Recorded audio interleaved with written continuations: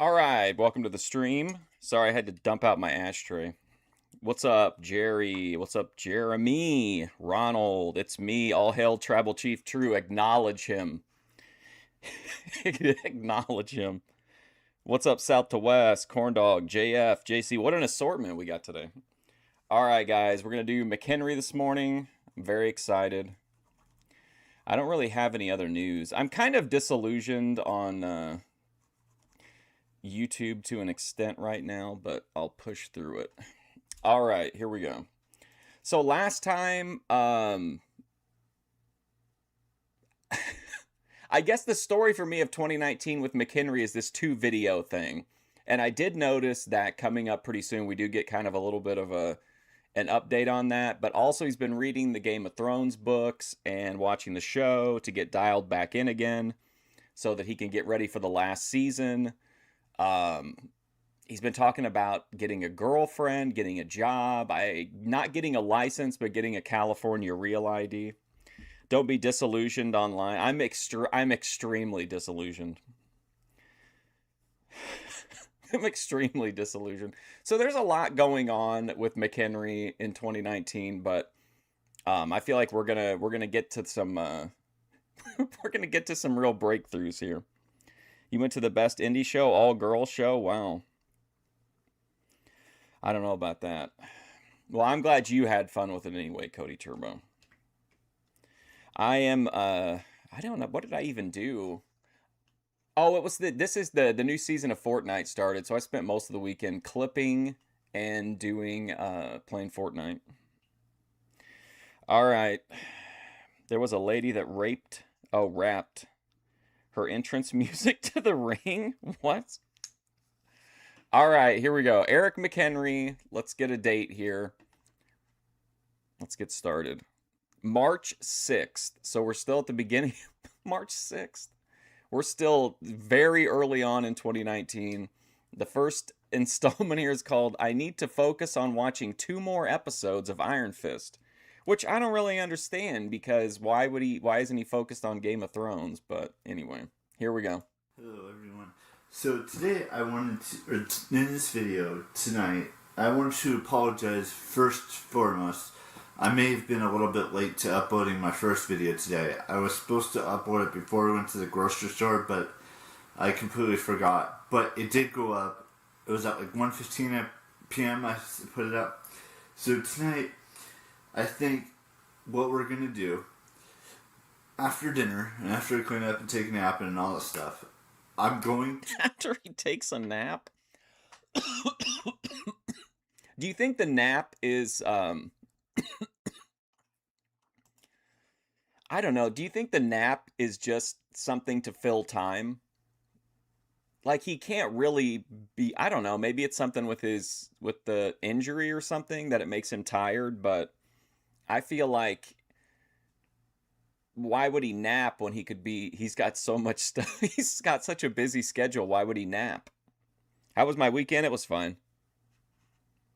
To finish watching Iron Fist tonight. There's 6 episodes to watch. I might watch 2. Let me rephrase that. I didn't mean to say I was going to finish it.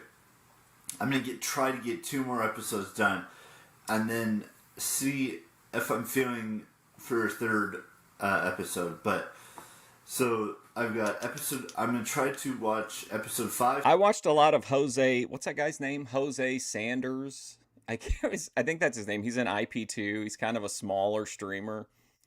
I watched a lot of him over the weekend and was kind of like just lightly having fun trolling him just a little bit. But he's a really interesting guy. 6 and 7 tonight. But who knows if I'm going to actually watch episode 7. And then... How you doing, Randy? What's up, Go Hogs? Go Hogs! We'll be down to like 4 episodes left. No, 3 episodes left. Because 7, 8, 9, 10. Maybe 4. Because there's 10 episodes in that. And then the next show I'm going to watch after that is probably get into watching the Umbrella Academy. Because I heard that was a good show to watch. And I'm trying to get to as many shows as I can done before, my birthday. But That's not going to probably happen. I am going to, if I do that, do 3 episodes tonight. After that, I'm going to possibly finish the book. I know I've been saying I'm going to try and finish the book. I'm going to try and do this and try to do that. But tonight's all about getting closer to finishing. At least getting closer to. What's up, Bob Brown? I like that he has like, don't make shit. This is a 7.5 minute video. I like that he has like the awareness to realize that he's saying these things on loop, but not enough self-awareness to stop the loop. You know what I mean? Finishing the Iron Fist, because I've been. He tells us all the time, like, "Oh, I know I repeat myself all the time, and I whatever," but like, it's just, I don't know. Maybe he just likes it. Pushing that off and pushing that off and pushing that off, and I need to tackle it as quickly. Lalo is taking over Boyd. I believe it. I watched him on, I think he was streaming on his own channel at one point over the weekend. I think, right? It would have had to have been. I think he's the only person I'm still sub to in this in this sector, but I did watch a little bit of him, but it was just like him answering questions, I think, about the Thorpes. I've always believed in Lalo. He's the top heel in the Thorpiverse. As I can tonight, and then also tonight, I've got to finish. Is he? What's his general attitude like? Is he kind of anti-Thorpes right now? Do you think he's collecting? Do you think he's collecting all this stuff and gonna bring it back to the Thorpes? The 3rd book. We're about 150 plus pages away from finishing. Are you talking? What's the Garden of Bam Bam? Is that the Sprite Garden? It is kind of badass, but there's not a lot to do there. But I mean, if you're like a kid, like it's so visually dynamic. But yeah, the Sprite Garden is pretty cool. The book. That's the main 2 things for me to do tonight. And I know he's a simp scorned.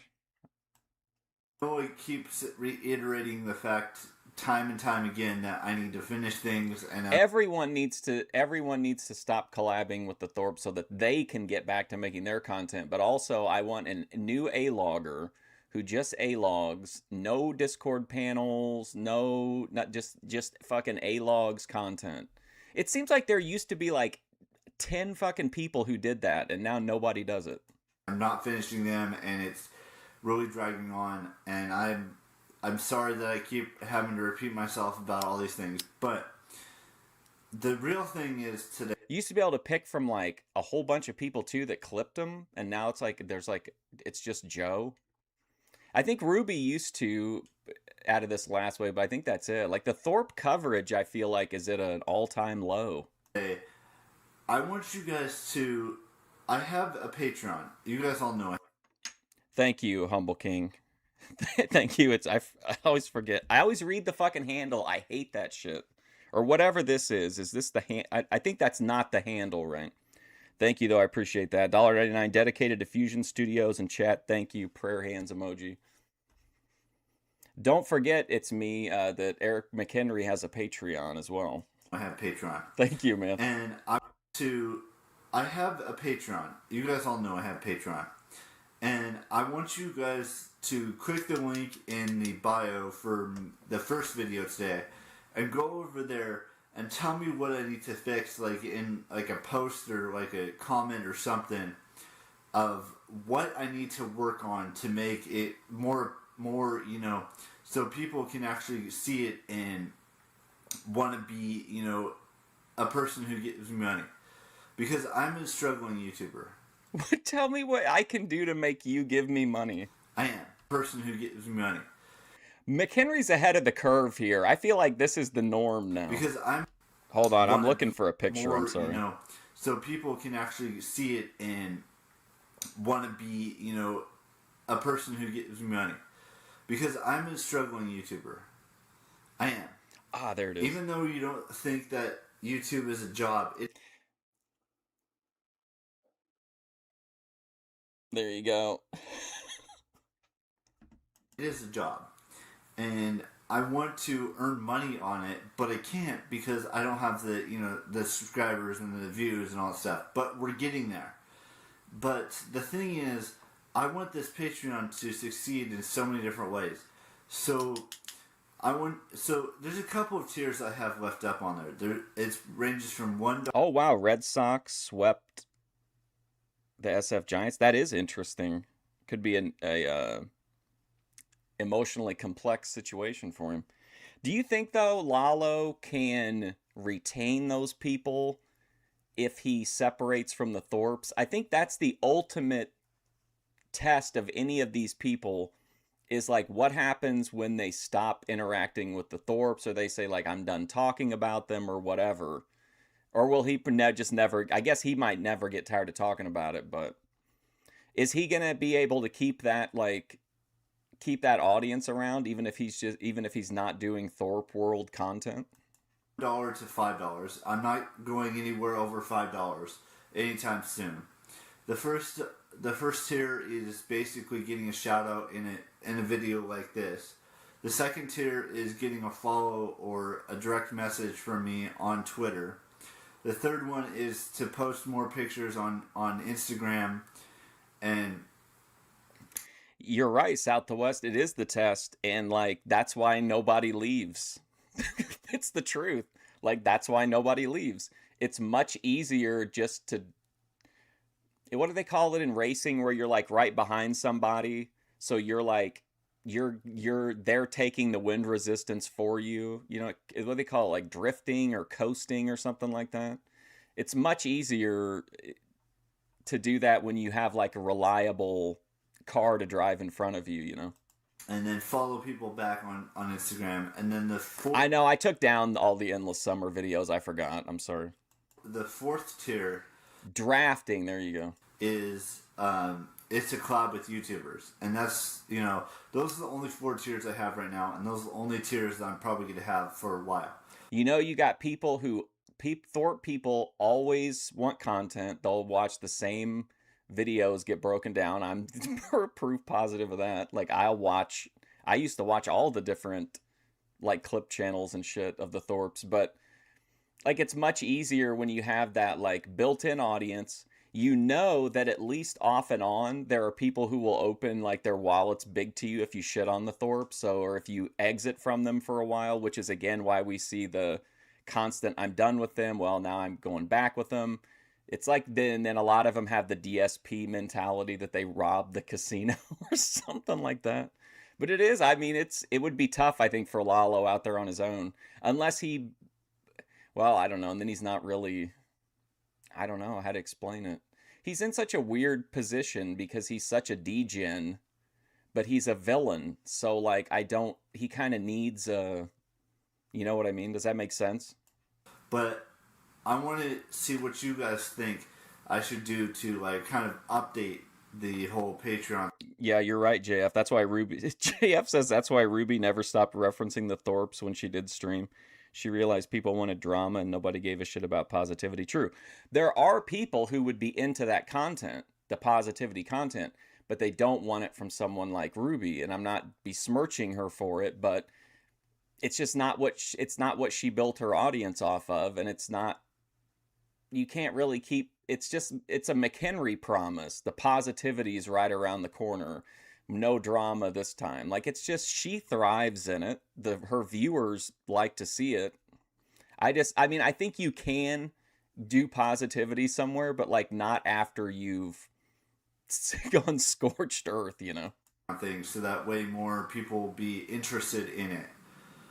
And I'm curious because I've asked this from you guys before in the past, but who they want Jack Talcott. Titus made an exit from the Sphere over when people found out she was using a fake profile picture. Man, isn't that like the biggest besides this Kevin guy? Wouldn't she be one of like the biggest donators in the sector? I really want this Patreon thing for me to work out. And right now, we've only got one patron right now. And I want there to be so many more. And I'm talking with a bunch of, my subscribers and a bunch of my friends I was the only person that never benefited from Titus because she always thought that I was whitewashing for the Thorpes. to help me figure out what I need to do to make this Patreon thing work. And some of them just, want me to take better pictures and, post more on there and, kind of update it a little bit. And I'm going to do that. I just need to know how to update it and what pictures to take so I can put it up on the site and, You think Lalo should bail over the groping thing? That's no big deal. and what kind of posts I should put up there and No, absolutely not. things of that nature. I And told everybody when that video came up of Ben confronting him that it was absolutely non-story completely. And I had no idea that there were, and I'm not shaming anybody if one of you guys thought that it, whatever, people thought that Ben hit him. Like, come on. the most important to me is that this Patreon thing works for me. It's the same people who are like, yeah, they left Lalo out in the middle of nowhere. They definitely didn't go back and they definitely didn't have a plan around that. And it has for a little bit, but I just wanted to be more than one patron to give me money. I'm not asking for $100 or $500. I'm asking from $1 to $5. So Ruby's living the Eric Bischoff life. She's got the nice paid off house, but now she's got a 9 to 5 to get like her basic for like her upkeep. $5. That's it. Nothing more, nothing less. And I might change those tiers as time goes on. But the $1 tier is always going to be the shout out in it. Yeah, what did I say when before Lalo confirmed anything? I told you guys that it's like in a horror movie, when you don't show it, people will fill in the gaps and they'll see and remember what they want to see and remember. And I think that's what happened. I honestly, I would have never even said a second word about that confrontation. I just figured that's what they do at the end of every. You can't just have like a shake hands and, hey, listen, great time, see you next time, bro. There's got to be, there's got to be something. YouTube video. The other tiers might change if we get to, What's up, G? Where you at, G? Thanks. Followers on both Twitter and Instagram. And, and the collab thing, that's always going to be there. And I'm really looking forward to what you guys' intake. I don't think Ruby has a license, does she? Patreon thing, because I want people to see that I'm willing to give them something in return for for giving me money for for example, the first tier, giving shout outs in videos is a good benefit to you guys, because you guys get to see to know that you're the ones that are donating towards my cause and being able to allow me to do things that are outside this room and outside this house that I live in and stuff like that. And then the Twitter follow and Instagram follow. I check my DMs on Twitter. Yeah, I don't blame them for doing it, Randy. I mean, that's like what the Thorpes do, is tell a story. I just think it's weird when people, like, especially people that have been here for like years, like genuinely believe that like that's it, Lalo's going to the cops. Like, give me a break. Like, if you want to say like, oh, the Thorpes pissed off, the Thorpes burn out with Lalo again, like that's one thing, but to really be like, oh my god, Lalo should go to the police, buddy, you've been assaulted. And Instagram, even though some of them are weird it's like the other day when I got all anxious because I thought McHenry was really gonna stop doing YouTube and focus on adult things. I was so lost in the tribal chief's intricate narrative tapestry that I kind of forgot reality for a second. DMs, but there's still some that I respond to and some that I don't. And, I just want to know guys' input is basically what I'm saying. And I will take all your inputs into consideration, and that's the most important thing for me is that I've been rewatching because I hated Big Patience. I thought he was terrible. But now going back there, I'm watching the Big Patience arc as like a replacement for since I'm not super into the new stuff. And man, Ben and Patience had some great exchanges. I mean, I don't know why Big Patience kept coming up on panel with him. That I get your input. So with that being said, I will see you tomorrow with the brand spanking new vlog. You guys know the drill. Keep it real. Bye bye. It's just like yeah, exactly. Ben's going to jail this time. It's like those thumbnails, how it'll be like, it's over for whoever, but it honestly, like the people like, it's over for DSP, even though he's making like more money than ever, or like, it's over for Mr. Beast, that kind of stuff. Man, that was a long video about fucking Patreon. Okay, here we go. I will do, this is kind of on topic here. I will do my best to follow through when I say I will do something, and I did watch those 2 episodes, so I think he's talking about Iron Fist. Look at this triumphant thumbnail, because he watched 2 episodes of a TV show. He does. Big Patience stinks, but going back and watching it, there was Ben feels something, some kind of a, connection with that guy, because he really did.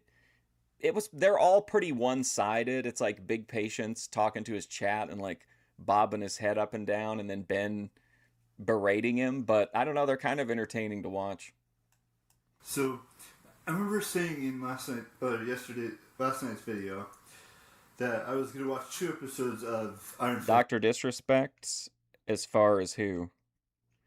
I don't think anyone thought it was over. I mean, it's over for him on a certain level, as far, like, he's still going to make a bunch of money because he's in a sector where people don't really, he's in an audience base where people don't care about that kind of stuff. But, like, the idea of him being the mainstream thing that he would have been if he hadn't had a thing for underage kids, like, yeah, of course, that it's over in that sense. Yes, I did that. I finished them. Tonight's going to be another story. We might do 2 more episodes and then work on some other stuff. But that's beside the point. So, yesterday... That's a video game, man. I'm talking about mainstream stuff. He wanted to be like mainstream, not gamer mainstream. But yeah, and also, I mean, our American society, a lot of people out there are sweeping for Epstein files and the politicians that are involved in it. So it is poised for a guy whose main thing, his main negative is that he likes to talk to minors, is like, that's not really the obstacle that it used to be. You know what I mean? I mean, I'm not saying that's a good thing, but I think it's a reality. From one of the managers, people who said like years ago were like, they've got to come out, we've got to have the files, they like moved on once it wasn't politically expedient anymore. There's someone who works there. He could come back. Thanks. He could finally get his movie with Liam Neeson. At FLB, invited me to come to their St. Patrick's Day celebration on Sunday the 17th. I don't know if I'm going. I probably won't be going, to be perfectly. If I talk to Fortnite, I talk to minors. How so? In what possible way is that true? You can turn off proximity chat, and also you're forgetting, Thanks, that he admitted himself in multiple Twitter posts that he talked inappropriately to minors.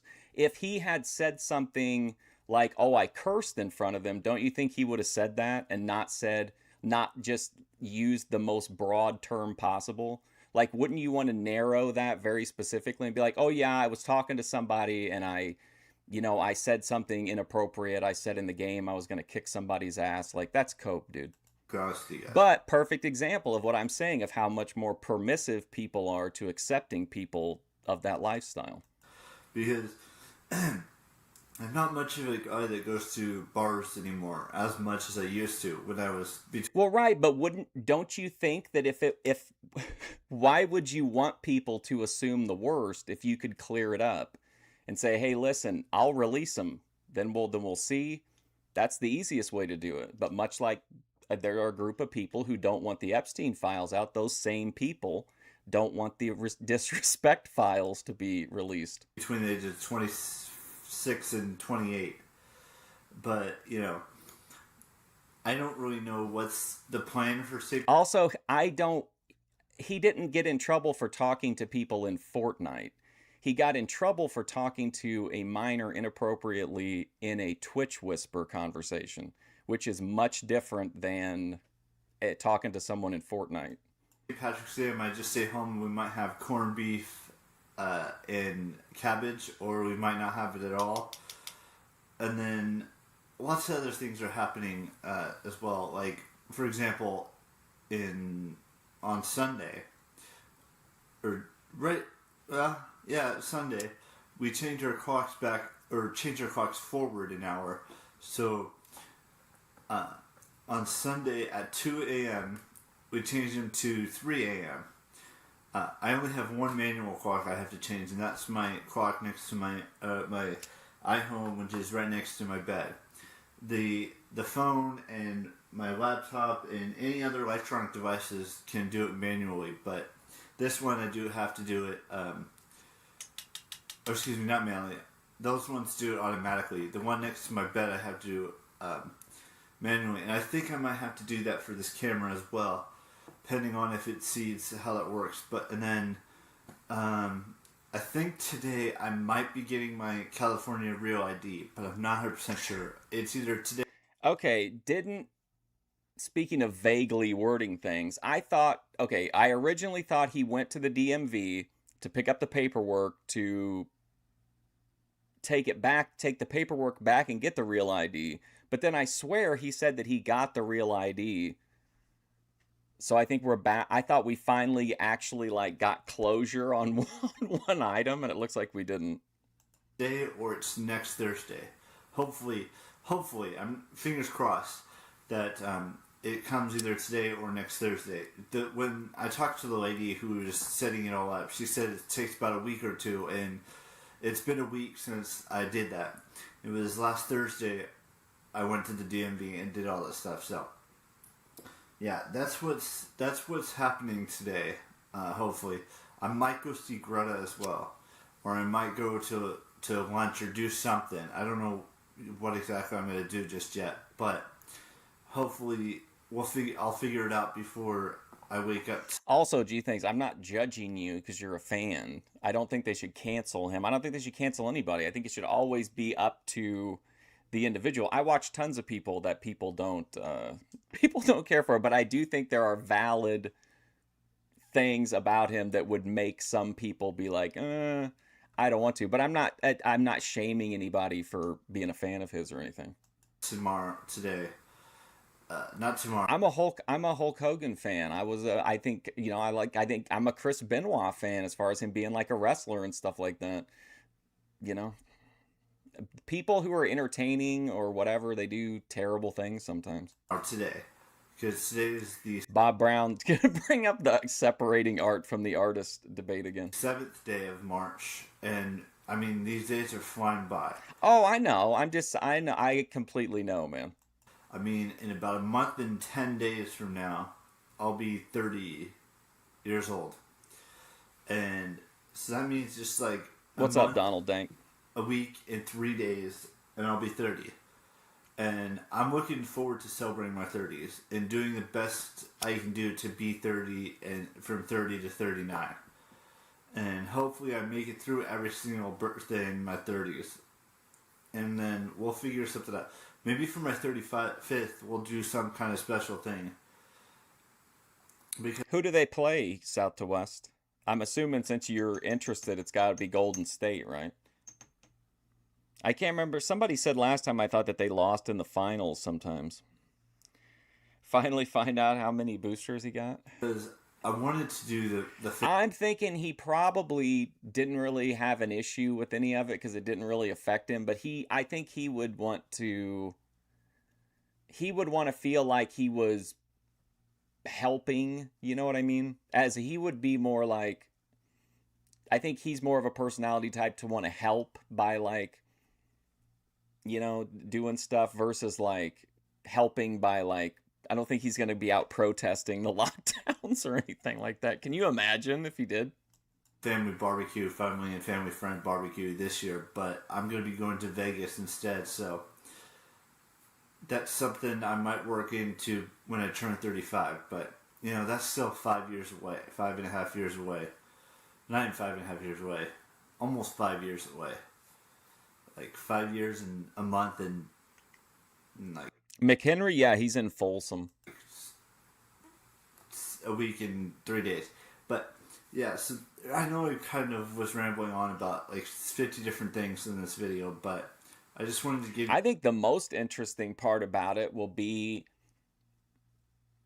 he's someone who is, I don't want to say he's not affected by social isolation, but like clearly he functions okay in complete social isolation. He doesn't leave, he doesn't really go anywhere. So that's what I'm curious is, part of me thinks that like it's okay with him because the social isolation, because of what he thinks is going to happen. He's always got something planned. It never happens, but there's always something planned. But what if even the opportunity to do so is taken away from him for a while? You know what I mean? Right now he's living in a prison of like his own mind, but we react differently when we're being controlled by outside forces. You know what I mean? You kind of like Am I reading? Am I expecting too much psychological depth from this series? what I did last night, which I finished 2 episodes of Iron Fist, the second season of Iron Fist. I've already watched the first season completely through. I still have.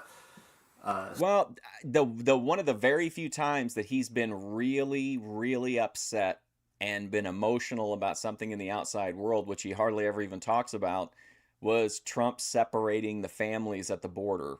He made a very rare video. He never talked about it again, but he was really upset. He had some really strong words for what was happening. He was very emotionally upset by it. So I mean, this has got to be for a lot of people one of the more defining times in their life, or most like memorable or whatever. It's kind of a touchstone moment for everybody. Like I'm so curious how he handles it. 7, 8, 9, 10 to watch episodes of that, and then after, like I said, after that I'm gonna watch Umbrella Academy, and then after that it's gonna be Expecting to. You could be right, Dave. Narcos Mexico, the new show that's based off of Narcos. And then after that, it's just a whole slew of two seasons of shows and stuff like that. Now, I did want to talk about this because I know I completely forgot and I blanked on this, but as you guys, I would just love to know. I just want a day. I want a day in the life of McHenry. I just want to see his like daily routines. Like, does he just never watch the news and that day he happened to see a story about it? Most people would mention it offhand, like, wow, are you guys hearing these stories about families being separated? And then you would, like, as you read into it more, you would either, decide it's not something you want to focus on, or in his case, get really upset. But it's hardly ever like that you never speak about it until you're like boiling over about it. And he doesn't normally do that. He doesn't normally have any emotion for the most part. all know Luke Perry, who was in 90210 and in Riverdale, did pass away from the stroke a couple days ago, and I apologize that I didn't talk about it earlier. And it's sad to see someone, he was like still super young. He was only 52 years old, but I do apologize that I did not talk about it earlier because I do love Riverdale. I've watched. Yeah, and Anjay was wondering how McHenry was processing it because he's a closet Red Sox fan, but he's an external SF Giants fan. Riverdale before, and I have not read the Archie comics, so don't want to jump down my throat. But I have seen the. What's this guy? What's this guy saying his condolences for? I bet he doesn't even read Archie comics. First season of Riverdale, and I might watch second season within the next 4 or 5 days. But I first want to get through the Iron Fist first. Come on, Dave. You don't wonder what he does, like when he turns the when he shoots his video. You don't want to know like how he just spends a random day. I think it'd be fascinating. That's the first thing, and then I want to get through Game of Thrones. Those are the two. I know those are two opposite polar ends of the thing because I've only got like 4 episodes of Iron Fist left, and there's like 7 seasons of Game of Thrones. But I still have 3 books to read, almost 3 books. It's less than 3 books now. Luke Perry. It's like maybe like 2 books and like 110 pages left of book 3. So, but yeah, that's all I wanted to discuss with you guys. Just give you kind of a quick little update in today's thing, and I will see you tonight with a brand spanking new vlog, and I'll tell you what I did today, or I might even show you. I'm not 100% sure just yet, but He goons, naps, watches movies, plays games, and sleeps. We know that he watches TV with his parents for a while. Like, do you think he eats in his room? Do you think all of his meals are in his room? Do you think they come down and eat it as like a family? Like, is he up in his room all the time, or does he come down and spend long periods of time around his parents, or? I'm hoping I go see Greta at 11:15. If not, it's going to be something else that we're going to do. So They slide it on. Come on. I will let you guys know as the day goes on. But you guys know the drill. Keep real, and I will see you later tonight. Bye bye. What's going on with this guy? Who is it? Oh my God. Oh man. Uh-oh, look at this. 21-year-old arrested for first of 2 DUIs. Why is making friends so hard now? I just want to like this. There are people you haven't even met who honestly may become an important move. By the way, my substitute teaching job is an entire podcast in itself. I loved it. Oh, I'm sure it's a podcast in and of itself. I have had some difficult times and hardships in my life, but there will always be someone. I'm assuming we got to continue that into the description. Hang on. Hello, everyone. So today I wanted to discuss... Okay, I have had some difficult times and hardships in my life, but there will always be someone there to guide you on the right journey, whether it's a friend or a family member or a stranger. Because we've all had this problem. What's up, King Walker? Especially myself. We've all been in a situation where we've struggled to wait to do things throughout the day, or we've struggled so much in our lives. And it's not just, losing a job or not finding a job, or it's all about, your health, your friends, your family, Oh, you guys, there's a movie, if you have Amazon Prime, it leaves in a little while. I think it goes over to MGM Plus. It rotates in, I think, every so often, but it's called Gas Pump Girls. It's not a great movie, but it's kind of like a wholesome Gooner type movie. But like it's got some really cheesy lines in it, and I don't know whether it was just like how it was set like in the 50s or 60s. It kind of seemed like maybe, but they had some guy and it kept using the line whenever somebody was just like lying to somebody. He would tell them that they were just pulling. He'd be like, "Man, she's just pulling your ding dong."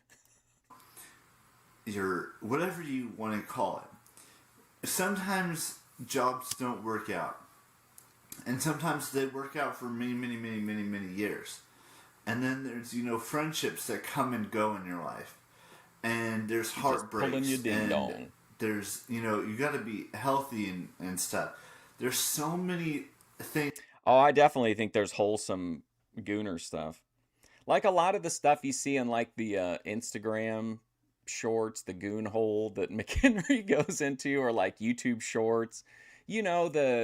A lot of the people, though, making the wholesome Gooner content are making not so wholesome Gooner content elsewhere. But yeah, I think there's definitely wholesome Gooner content. Things in this world that can be difficult and you can struggle with dealing with it. And I'm telling you, just take a step back and breathe, basically. if you've lost a friend or if you lost a family member, or and by Do you think McHenry's living on Easy Street? I don't know. I've had that whole thought process of who's in a better position, Luke West or McHenry.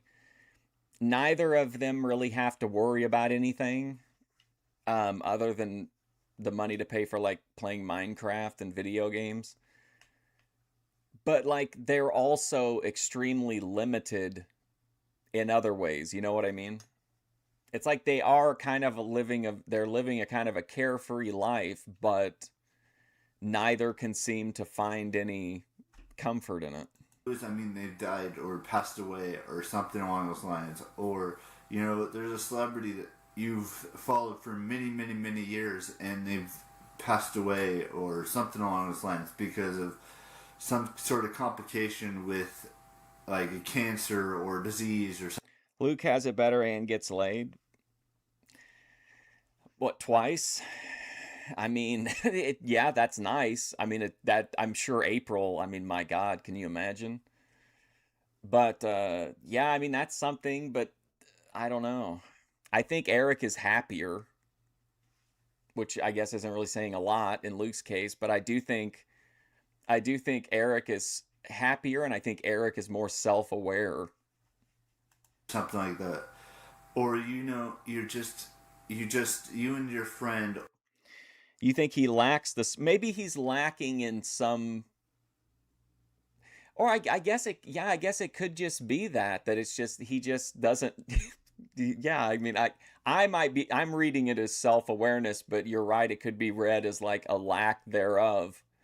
But yeah, I think he's definitely happier though. He seems more content than Luke. Or you and your boyfriend and your girlfriend have. I agree. Getting laid is a big deal, and April was probably absolute diamond level box. I mean, but at the same time, you got to balance that against Luke. I don't even know how I would describe what's happening with him right now. Like I don't really even know the words for it, but just grown apart over the course of a lifetime. It's okay. He's more easily able to yeah. To get your heart broken. It's okay. He can buy into his fantasies a little bit easier than Luke can. To go through all these struggles. But I will say this. McHenry is happier overall, but that time Luke spent with April, and I'm not even just talking about the taco squeezing, but like when he was outdoors, remember how happy he was when he was like, they were fucking around out in the woods, and then they would go into the stores together. I just feel like for that moment, like Luke had like real normie happiness. And I don't think McHenry will ever experience that. Because even the things that seem to mean so much to him, like 7 years on YouTube, we heard hundreds of references to it when it was coming up. And when it actually happened, he said like one sentence about it and then moved on. Does that make sense? Like at least Luke did complete like one personal growth. Well, I don't know, personal growth, but you know what I mean. Like a real life experience. Whereas I don't think that'll happen for McHenry. And these difficult times in our lives. We've all had them. And if you haven't had them, then you haven't fully lived. Because in the process of life, oh man, I love you Lover get Boy. sick. You get better. You may have a family member pass away. You may have a friend pass away. You may, go different ways with a friend. Whether that person, whether it's a female or a male or a woman or whatever you want, or a man, whatever you want to call it, you just grow apart.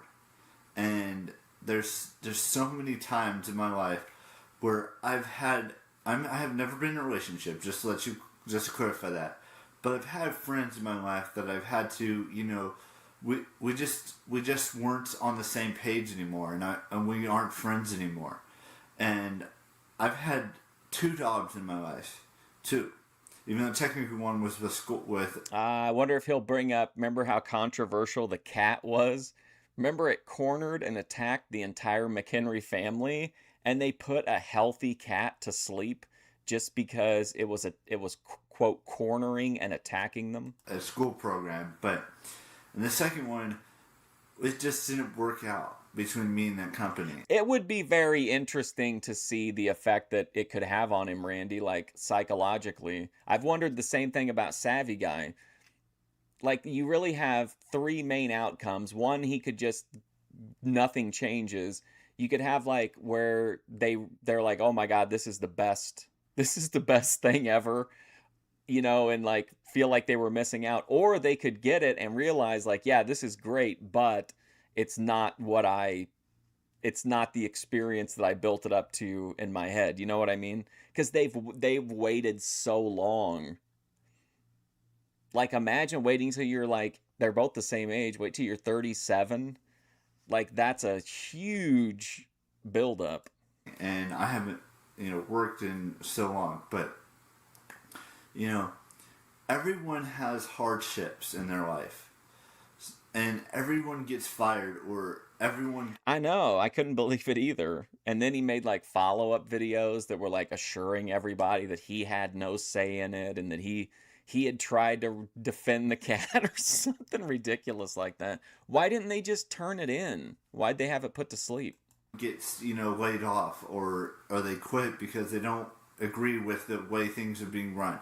Everyone has that boss that they don't like. Unless you're self-employed, then you're your own boss. But, like, every single person on this planet has had some sort of, heartbreak or, hardship or anything.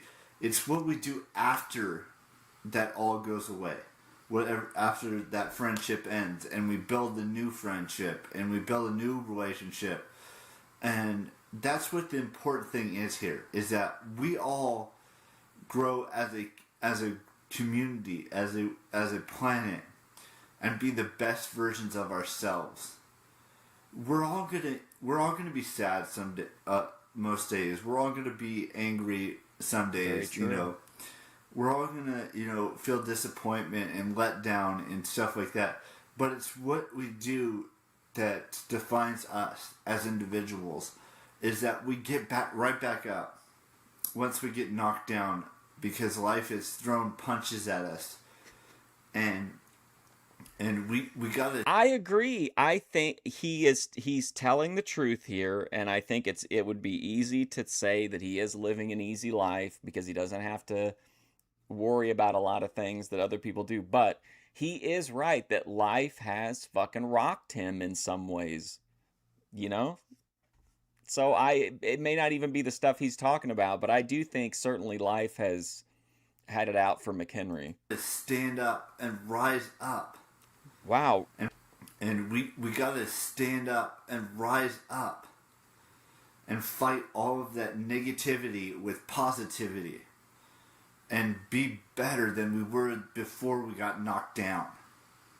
He was probably scared of the cat. It's not going to be easy journey to, to do all these things by, having your heart broken, whether it's been one time. Nothing makes me more nervous than when any animal is present on not just the Thorpe Direct channel, but like on any Thorpiverse channel. Or multiple times, whether it's losing a friend for the first time or losing a friend for the 50th million time. However many times you've been hurt, there's always a silver lining to look forward. Can you imagine taking out a guitar at the campfire? I'd put it directly into the fire. There's always someone else out there for you. I will not go camping and then be held hostage by a man with an acoustic guitar. There's always another friend to have your back in the future. There's always another job to be had. There's always another, relationship to be had with whatever your sexuality is. For me, okay. Oh boy, here we go.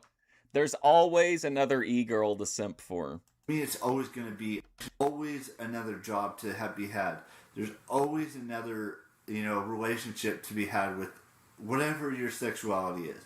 For me, it's always going to be, I'm always going to be heterosexual. Always. Unless I die, which someday I will die. We will all die. And then we'll be... So gay till, or straight till death. There's a shirt, right? That could find a market. Straight till death. Born and reincarnated as, No, you won't be. This is frustrating to me. He is a Christian, he says, who believes in Jesus Christ and the God Almighty. You are not going to be reincarnated if you're right. So he should choose a religion that better serves his interests as a consumer, right? You don't want to go with a brand that's not going to give you what you want to.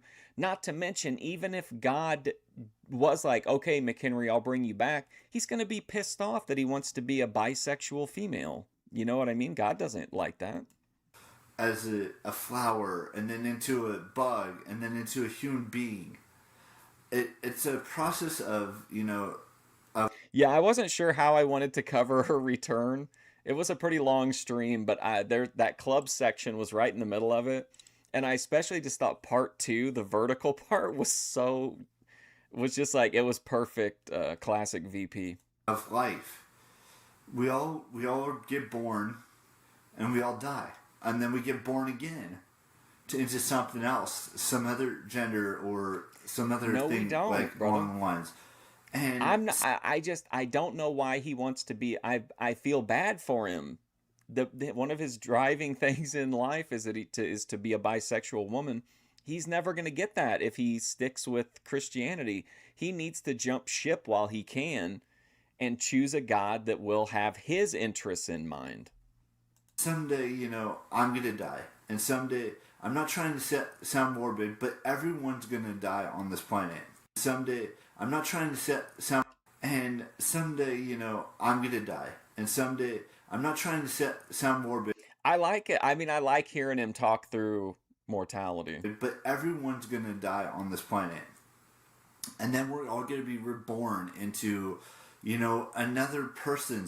I support LGBTQI plus reincarnation or rebirths, but I don't think Jesus Christ does. That's my only issue. Like, it's not going to work for him. I feel like he's cutting himself off at the legs here when there's probably a God out there that would be willing to do that for him in exchange for eternal servitude. Someday in the future. And I think Mr. McHenry is aware of that because he's mentioned that if he can't get his YouTube wife through the help of Jesus Christ and God Almighty, that if it comes to that, he would sell his soul to the devil. And we're all going to live to the best of our abilities. No. Whether it's, having heartbreak, and whether it's having difficulties or hardships, and just learning from being knocked down to getting back up and doing it 10 times better the next time, or 30 times better the time after that, or 100 times better the time. Yeah, really choose one, right, Bob? Either be bisexual or be reincarnated. You can't have your cake and eat it too. Time after that. It's all one big, universe.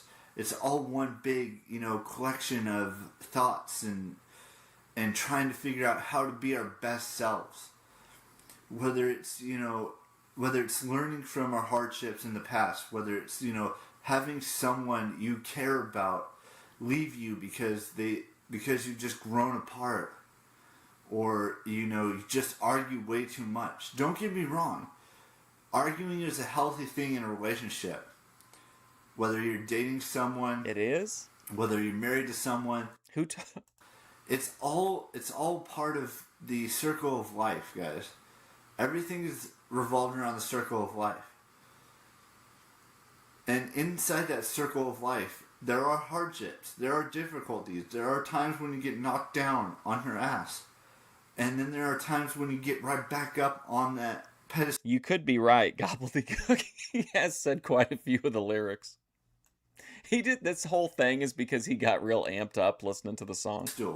Or not that pedestal. Get right back up on your feet and do it better than you did it before. And I'm not gonna sugarcoat it. I've had so many times in my life where I've had a friend just Hinduism, do they allow reincarnation? grow apart from me, and we went on our own separate journeys, and I'm okay with that. I've never been in a relationship with a woman, and someday, Well, you notice he has to qualify it. He can't just say we're to just presume that he's straight, but then why does he say then I've never been in a relationship with a woman? Does that mean he's been in a relationship with a man? Have you ever know? I think my brain is going through the index of times McHenry has said that. Has he ever just said straight out that he's never had a relationship, or does he always qualify it? Someday, I know she's out there somewhere waiting for me to enter her life. And I'm ready for it. And I hope she's ready for all the adventures we're going to have. Isn't it amazing, Bob? He's just completely shut off from the world, yet he's always got something to say. It's I think we're just ever I just think McHenry is giving us his inner monologue. You know how some people don't have like that inner voice, or like they can't use their imagination in certain ways. I wonder if this is just McHenry externalizing his inner monologue. Whether it's going to, all these conventions that I want to go to, like Sacramento Comic Con, like San Diego Comic Con, like VidCon, and Playlist Live, and Bufferfest, and, all of these things. She has to understand, this is my life. This has always been my life. Would McHenry's life have changed if he had met a woman? Yeah, who knows? Well, just met? I don't know. I mean, I don't know if he would be fundamentally different if he just had a relationship before the bus incident. But, I mean, in theory, it's kind of like Savvy Guy. His entire routine is about how he's never had any box. If he got some, then who knows? For the past 7 years, and it will continue to be my life for the next 43 years coming up, because I want to stop at 50 years on YouTube, and I'm ready to see where I go from here and where my journey takes me from here, and I'm ready for it. But are you guys ready for it? That's what I want to know. Are you guys willing to get right back up on your feet after you've been knocked on your ass so many times because of a friendship that ended, or a family member who's passed away, or a friend who's passed away, or you've been in a relationship and ended because you guys didn't agree with how the relationship was going, or you're not as healthy as you think you are. And if not as healthy as you think... The relationship ended because you're not as healthy as you think you are? That's a deep statement. You are mentally, physically, emotionally, any of that stuff. You should go see a therapist, or go see a doctor, or... You think he might be lying? I don't know. He's been doing it a long time. He survived the black pill purge. Go see someone to... And his views are like exponentially lower than they used to be. So he stuck it out. For Boyd, he gets good views, but I would think in the Boyd you would want to kind of aspire to at least 1,000, and he definitely always gets thousands of views on his videos, but it's not like it's enough to especially since his videos would rely on strictly on ads for the most part. I don't know if it'd be worth it. Help you through all these difficult times. And somebody also, he has enough profile to where if something like that happened, it would probably somebody would tell somebody in a Discord, you know what I mean? And they would tell everybody. That's all I've got to say to you guys today in this video. You guys know the drill by now. Keep real, and I will see you tomorrow with another brand spanking new vlog. Yeah, I don't think he has ever talked about it, to my knowledge. Bye-bye.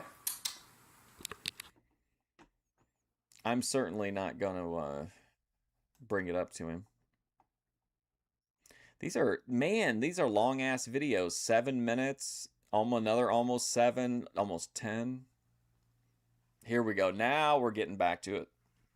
I have this outgoing personality that enjoys the party life / scene, and Vegas is going. We're going to have to finish this one. Hang on. Hello, everyone. So I had to redo this because it was getting to the point where you guys could have found me out. But Could have what?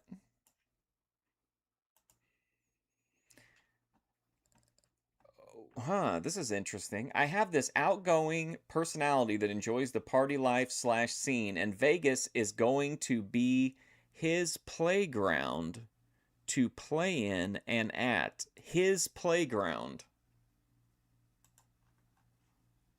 Hello, everyone. So I had to redo this because it was getting to the point where you guys could have found me out.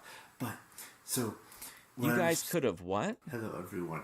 So I had to redo this because it was getting to the point where you guys could have found me out. But so what I was saying, We could have found him out. which you guys don't want to see, but EMAG wants to have fun. That's his Excuse me? EMAC wants to have fun? Let's go. motivation. Wow, Saying EMAC. where you guys could have found me out. But so what I was saying, which you guys don't want to see, but EMAG wants to have fun. That's his motivation to do anything. Sorry, I've got it. Everyone.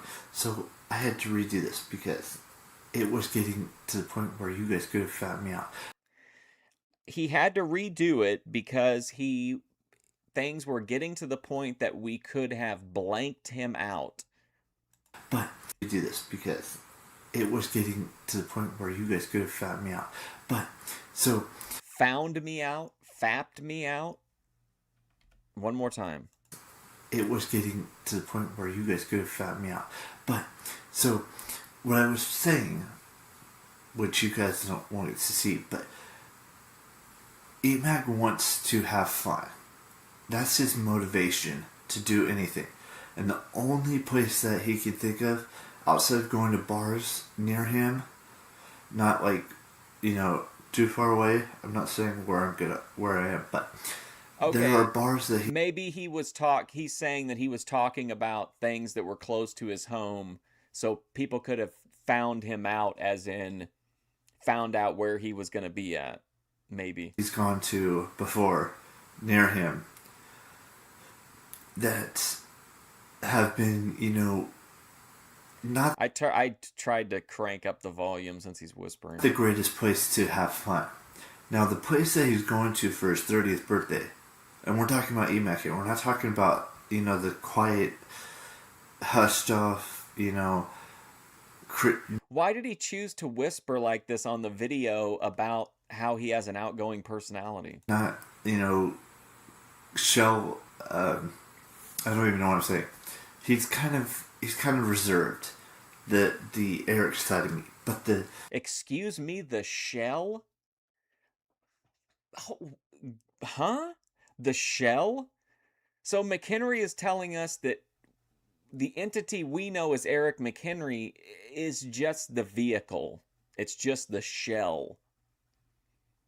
But EMAC, the real Eric, likes to party. But the, even shell, EMAC here, we're not talking about, the quiet, hushed off, not, shell, Wow. Wow. This is really something. Like, I don't know, the quiet, not the greatest place to have fun. Now, the place that he's going to for his 30th birthday, and we're talking about EMAC. the place he's going to. We're not talking about, the quiet, hushed off, not, shell, I don't even know what I'm saying. Wow, this is the kind of stuff I, as McHenry would say, hope and pray comes up in a video. This is fantastic. He's kind of reserved, the Eric side. It's like Steve Urkel and Stefan Urkel. But the EMAC side of me, his playground is waiting for him.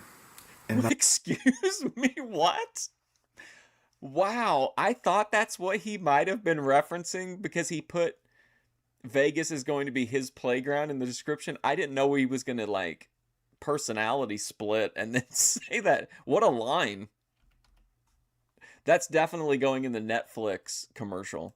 He's kind of reserved, the Eric side of me, but the Emac side of me, his playground is waiting for him. Let's go. And by playground, I mean that, he's ready to have fun. He's ready to, go to nightclubs, go to, a bar or something, go to, a comedy show or some sort and meet someone there. But it's not going to have some sort and meet someone there. A comedy show or some sort and meet someone there. A comedy show or some sort and meet someone there. Look, man, in the middle of this epic speech, you know what? Eric McHenry would never fart in the middle of a manifesto, but Emac would totally cut out a bubble in the middle of his speech. Show or some sort and meet someone there. A comedy show or some sort and meet someone there.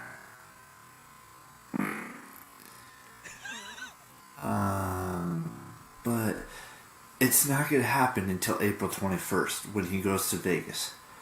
It's going to be his little personal slice away from this place that he's currently at. This is maybe the craziest shit he's ever said. This entire video, I mean, it's going to be his, saving grace, if you will. It's going to be his, grace. Paradise, if you will.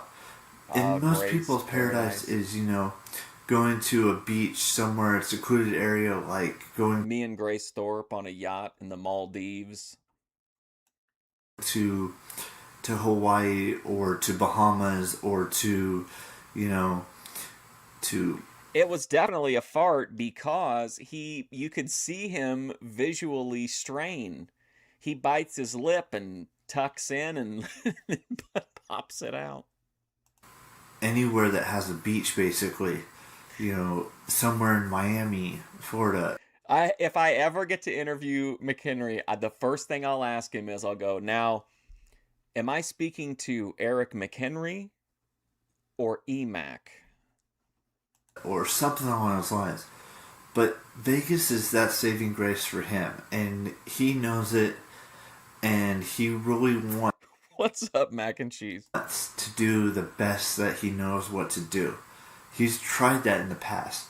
But this city that he currently lives in, which I'm not going to say, it's just not... He is going to turn 30 in like a month. We're really close. It's March 8th, and I think his birthday is in the middle of April, I want to say. Not there. It's not that desire, that, heartbeat that wants to succeed. That heartbeat is going to happen in Las Vegas, Nevada. And that heartbeat is what's going to make his life 10 times better. Oh, boy. He's still referring 100 to times himself better, in the third person. 1,000 times better. But that's not for another 44 days. There's still so much to plan between now and then. I mean, I still have a little bit of stuff to pack before then, and I just gotta pack it up and get everything settled. Yes, he does have a Patreon. In fact, we're in a rare air here because sometimes he takes it down. But he has one in 2019, and he does, in fact, have one now in 2026. If you give him $50, you get a guaranteed invite to his 50th birthday party in 13 years. And whatnot, and hopefully everything works out. Where are the Maldives? I don't know. That's just what Randy told me one time. He said that I'm just an AI, and the real Mark Fusion is in the Maldives with the real Grace Thorpe. The flight goes smoothly, and I land, and we just have one hell of a week. Every time Grace gets a haircut, it's like a new Grace. They have to bring in the new actress. Between April 21st and 27th. That's what's important to him. Now, I'm not talking about myself in the second person, but I have multiple personalities. Okay, okay. Self-diagnosis, classic boy. And I'm not saying that as to be like negative. Which, to be fair, this would have been much more shocking if we hadn't already kind of known that. I don't know how I mean, I know he's saying EMAC is whatever, but we already knew that he had another personality in his mind and it was a woman, remember? And he said he was going to lock that woman away and not listen to her and not become trans. Or anything like that. There's like I said, there's Eric, who's the reserved, kind-hearted, loving, caring guy. And then you've got the EMAC, the party animal guy. And EMAC rarely shows up unless it's something like a birthday or, some sort of like a party, like St. Patrick's Day or, something along those lines. But who else is in there? Who's the monster? Let the monster out, McHenry. Those bars that he goes to, he doesn't feel like it's the right thing. But Vegas is going to be the right thing for him. It's going to be the thing. For EMAC, Vegas would be his playground. And by playground, I mean have fun. That, wakes him up. Because he's slumbering right now. Oh my God, this is so bizarre. EMAC is okay. So the party animal side. This is just repackaging. This is very wonderfully done. It's fantastic. But it is just putting a new coat of paint on the idea that the good content is right around the corner. Just stick it out with us for a little bit longer, and we're almost to the good content. EMAC is slumbering, but he will awaken in Vegas. He's slumbering deep, deep, deep down. And once he gets his feet set in Las Vegas, he's going to be ready. He's going to be reborn. He's going to... Can you imagine? Try to separate from this and just imagine it's someone you've known for a while, and then this is one day they just call you up and you have this conversation with them. He's going to be the man that everyone's going to want to hang out with. You don't need EMAC for that, buddy. This is like on Looney Tunes. Whenever, Bugs Bunny, Michael Jordan tells Bugs Bunny that it's like magic water. It's not. You don't need to be EMAC. You are EMAC. Especially for his 30th birthday. That's what you guys need to understand. Is that he didn't die. Even though sometimes, I think in a couple of videos I said he died and he's not coming back. But he's just buried deep, deep down inside of this body. And he's just ready to go. I don't think he would really want that either, Mac and Cheese. I feel like he would be when we've seen him around people, he's very overwhelmed. He kind of turtles in. I don't think he really wants this either. I just think he has no idea what the world is like. I think he would very quickly tire of being around other people. He speaks to me from time to time. I'm not saying speaks to me. It's a bad thing or anything like that. It's gonna be awesome. You just wait. It'll show in the videos when I go to Vegas. Yeah, time traveling, Ben, you can see in the video where Grace forced feminized the bookstore owner. That's all I can tell you guys for today. I know this sounds like I'm bragging, humble bragging, but it's what? Huh? You guys aren't ready. And I don't know. Excuse what? I don't know if you'll ever be ready. But he's ready. He's ready. That's the most important thing to take away from that. I tell you what I need to do at some point before I die, I gotta get out there, tour the Bay Area with McHenry, and I'll tour the Bay Area and we'll be Mark and Eric. But then when we head to pick up VP, that's when EMAC and Mark Fusion, the gods, come out. Yes, he's ready. But I don't think Vegas will be ready for him. It might.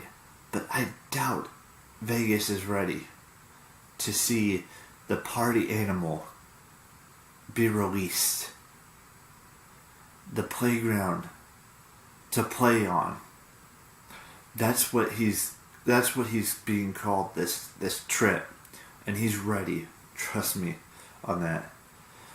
I'm going to let you guys go. You guys know the drill. Keep it real. Bye-bye. I want to meet EMAC. I know I sound like I'm humble bragging, but you guys aren't ready. Well, from that, unfortunately, now I have 3 missions I need to do tonight, which is to watch Iron Fist 2 episodes, read Game of Thrones. We'll have to continue in the description. Hello, everyone. So I'm finally relieved to say that I finished the... Imagine him going EMAC mode, and then I would just go full... I would go full DGen Gonzo journalist mode.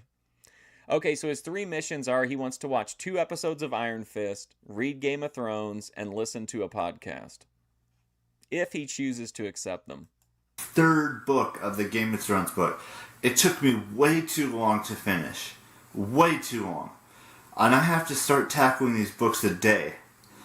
And start... Do not mind that.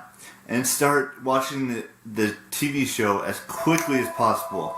That's just... It just took me way too long to finish a book. And don't get me wrong, it was a long book. It was like 1,130 pages long. The next 2 books probably aren't as long. Okay, he handled that better than I thought. I would have thought he would have gotten... I would have thought that would have been an agitator for him, but I don't think it really is. But I got to start tackling those as quickly as possible.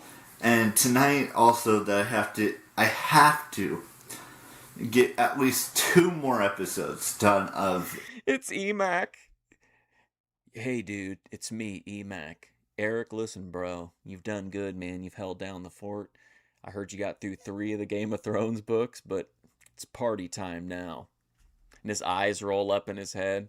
Then his hair automatically turns into like a John Travolta-esque. Iron Fist. So that we only have 2 left. I have 4 in total left. Episode 6. No, episode 7, 8, 9, and 10. It's a call from God telling him that reincarnation is not part of his religion. And I've got... Sorry, McHenry, that's not covered in your afterlife package. And I have to really buckle down and watch 7 and 8 Merc Fusion tonight. And then tomorrow we watch 9 and 10. Because I've been putting off finishing these things for far too long. I don't know why I do this. I constantly do this to myself. I put off and I put off and I put off and I put off finishing things.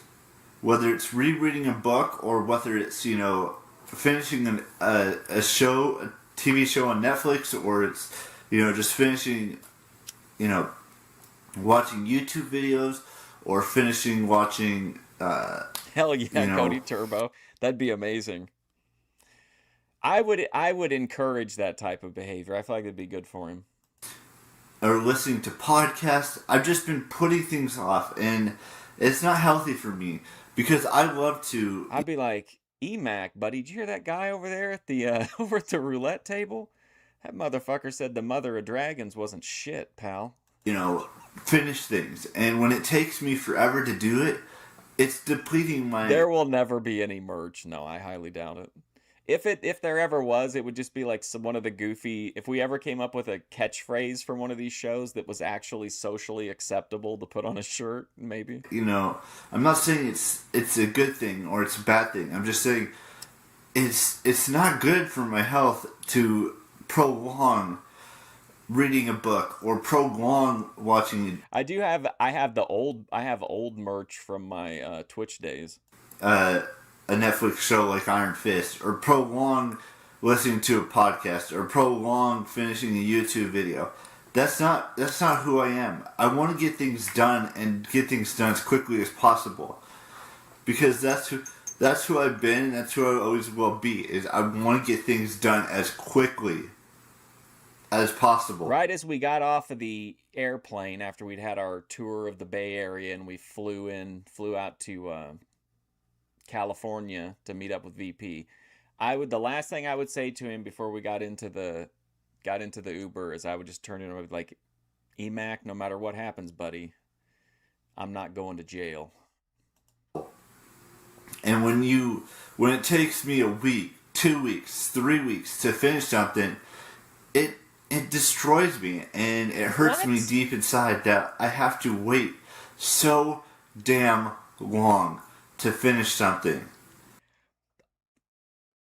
I can't believe we're getting this 7 years into his YouTube career that this is bad for him. Is this the first time he's kind of openly... I know he's stressed in the past that having too many things on his to-do list is stressful. But now he's saying that he's a victim of his own procrastination. I want to get it done I've said this a million times in this video. I want to get things done like within a day or two, so that I have more time to do other things. And it would especially if we got VP in the mix, it would probably be just a complete like shit show disaster. When I still have like 5 different podcasts to listen to. I have, like about... Hey, Vinny, your dad's out of the hospital. How's he doing? Is he stable? 300-ish channels of YouTube to watch. If you need an in-home healthcare worker, I know this guy, Clarence. Ish. I have, like 15 TV shows that I have to finish. It gets so taxing on me. Not like, costing me money or anything. It just gets so taxing on me that I cannot finish one thing. I just keep going and prolonging it. That's why tonight we have to finish. Tell your dad I'll smoke a bowl for him, Vinny. Tell him I said that he is the king of McDonald's. 2 episodes. That's my goal. That's my mission for today. Is I have to finish 2 episodes of Iron Fist, and I have to get at least... John Sluga, what a king. Everybody complaining about the gas prices. This guy's driving to McDonald's 4 times a day to get a single soda. It's such a flex, you know what I mean? Bilingual. Halfway through the 4th Game of Thrones book. Those are my 2 main missions tonight.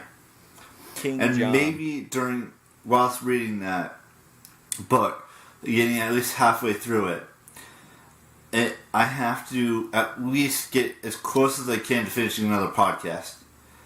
So I have a lot of missions I have to finish, or try to get to do tonight. You're surprised that the religious people didn't get him? He doesn't go anywhere. He's complete in his vault. One of them is consisting of watching 2 episodes of Iron Fist. The second one is to get as close as I can to being halfway done with, what is it called? A Feast of Crows. The 4th installment of the Game of Thrones series by George R. R. Martin. And the third thing is to get as close as I can to finishing, or getting halfway through, what was it? Pretty Basic with Ashley Marie and Remy. What's her name? Remy Cruz. But they call her Remy Ashton, so I don't know if that's Ashton's real name. But those are the 3 main missions I've got to do tonight, and I'm gonna do my best to do it. The easiest thing is watching the 2 episodes. After that, it's just trying to figure out... Yeah, he's obsessed with deadlines that are completely optional. You do not have to rewatch Game of Thrones from start to finish to appreciate the last season, especially somebody like McHenry who's really dialed into it. If anything, just watch like the last few episodes of the previous season, or watch key storyline episodes or whatever. So what I mean, like, it's all just, he's imposing all these things on himself, and now he's being open that it's like degrading him emotionally and mentally. So it's like, well, just quit doing it then. Stop doing that. How I'm going to tackle all these other things. And like, I was with the shit in Fortnite is fueled primarily by like the fear of missing out. Everything in the game is limited time. So like there was that Sprite deal last season, and like I ended up getting like 108 out of 117, and like I was motivated to want to catch all of them, but like at the end of the day, I can't imagine like it mentally taxing me that I didn't get a few of them. You know what I mean? But I feel like for McHenry, he would have to get like every, and it's not even, and it's only like watching 2 episodes of something. I might as well work on, watching as many, or watching all Instagram stories. I feel it's going to take probably a little bit of time. So that's what I've got for you guys. He's about to turn 30, Dave, in like a month. Tonight, and I will see you tomorrow with another brand spanking new vlog. You guys know the drill. Keep it real. Bye bye. And I'll update you tomorrow as well on if I finish any of the stuff I said I was going to. Bye bye. Time for choice. Oh, must be getting political stuff now. What if the people making decisions? I don't care what happens in Alberta. Oh, here we go. I am going to only today. I am going to only today start eating 3 meals a day and no junk food as much. So we're on the weight loss journey again. Hello everyone. I want to be real with you guys. Straight up, right here, right now, on this channel. I don't know what it is or how this whole situation popped into my head just like 5 minutes before I filmed this video. But what if Alberta becomes the 51st state? I don't know. I don't even care about most of the states. I realize I'm not the greatest at what I want to be. And I'm not just talking about YouTube. I'm talking about like my physical and mental and emotional health. And I want to be the best version that I can be on this planet. Man, I'm going to have to be. This taste test life is taking a toll on me. And the amount of food, I know What's I've up, talked Scott? about this in the past. I've talked about it maybe a couple months ago or about a month ago or something like that. But my mindset is always, I gotta always eat. And I don't know why I put my body through that. Because there's so many things that I put into my body that isn't right for me. Isn't healthy for me. And I don't get it. And I gotta learn to, control what I eat. And control what, I do on a daily basis. Like, I mean, don't get me wrong. We have to eat 3 meals a day, technically. Those are the things that doctors tell you to do, is to eat at least 3. Well, no, the problem is that like I'll get like instead of buying like a gas station drink to taste test, I'll get like a 12-pack or something. Plus like I taste test stuff and then that I wouldn't ordinarily get, but then like it's so good I end up I keep buying more of it, you know what I mean? So it's not technically the taste test, it's my inability to just taste test and move on to the next product. Meals a day. But what I do is I eat like 6 or 7 meals a day, and that's not healthy for me. And I don't eat vegetables like I should, and I don't, eat the healthy things that you should eat. I mean, I eat Cheetos, which is processed cheese on a chip, basically. I eat, don't get me wrong, there are some healthy things I eat, like I eat dairy-free. Yeah, I'm never going to eat like healthy food, but I just got to eat not so much of the taste test stuff. Cheese, which is basically vegan cheese, to be honest with you guys. But, there's other things that I eat, like I eat... No discipline. I mean, I did. Oh, yeah, of course. I mean, I don't know what I'm like a kind of like a hedonist, but in like a, sustainable way, an ethical, sustainable hedonist. Cookies that I probably should not eat. And I eat, Tyson chicken, which I probably shouldn't eat. Even though I heat it up and all that stuff. I eat mini tacos from Costco, and I eat so much crap that I shouldn't be. His food situation to me is interesting because he does go to the grocery store, but he's not buying the food, and his parents are ultimately selecting it. So like in my case, it would be like I would want to drive down to the gas station and get some wrap snacks and some Fagos and shit like that. But like he can only eat what is, it's like on that show Big Brother. He can only eat what the producers stock in the shelves. Be eating, and my body is probably screaming at me to stop eating all this crap that I've been eating over the course of my life. So I'm gonna try to. I'm not gonna say it. I'm not gonna I promise love you wild guys cherry anything. I'm gonna say. I'm saying. I'm gonna try to, eat a little bit healthier than I have been. I mean, I don't want to cut everything out of my diet like that I have been eating, like the chicken or any of that stuff. But I just gotta cut back and start eating only 3 meals a day, if that. What? I mean, I wake up and have a banana every morning, and then just have lunch at like 12, and then eat dinner.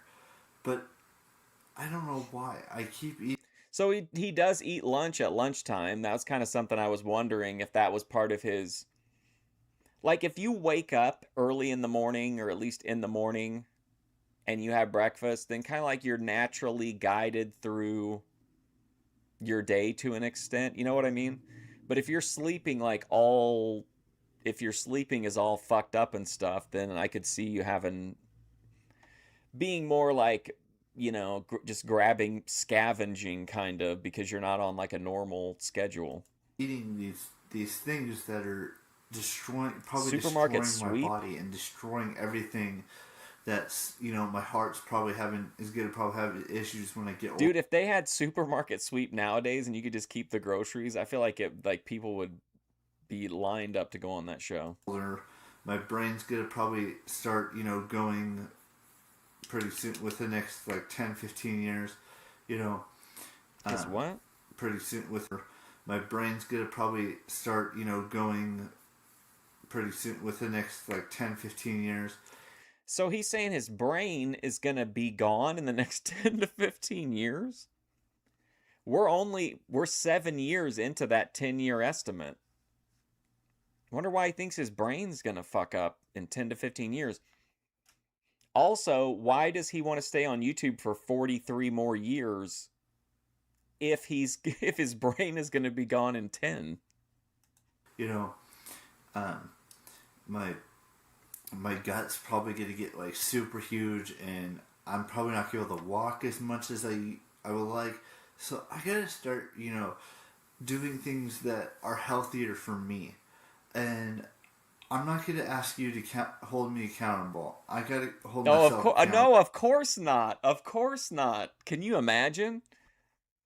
What a thing to say. Before I'm not going to ask you to hold me accountable. I got to hold myself accountable before anyone else can hold me accountable. And I just got to figure out how to do that. Now listen, I don't want any advice or help or accountability to you whatsoever.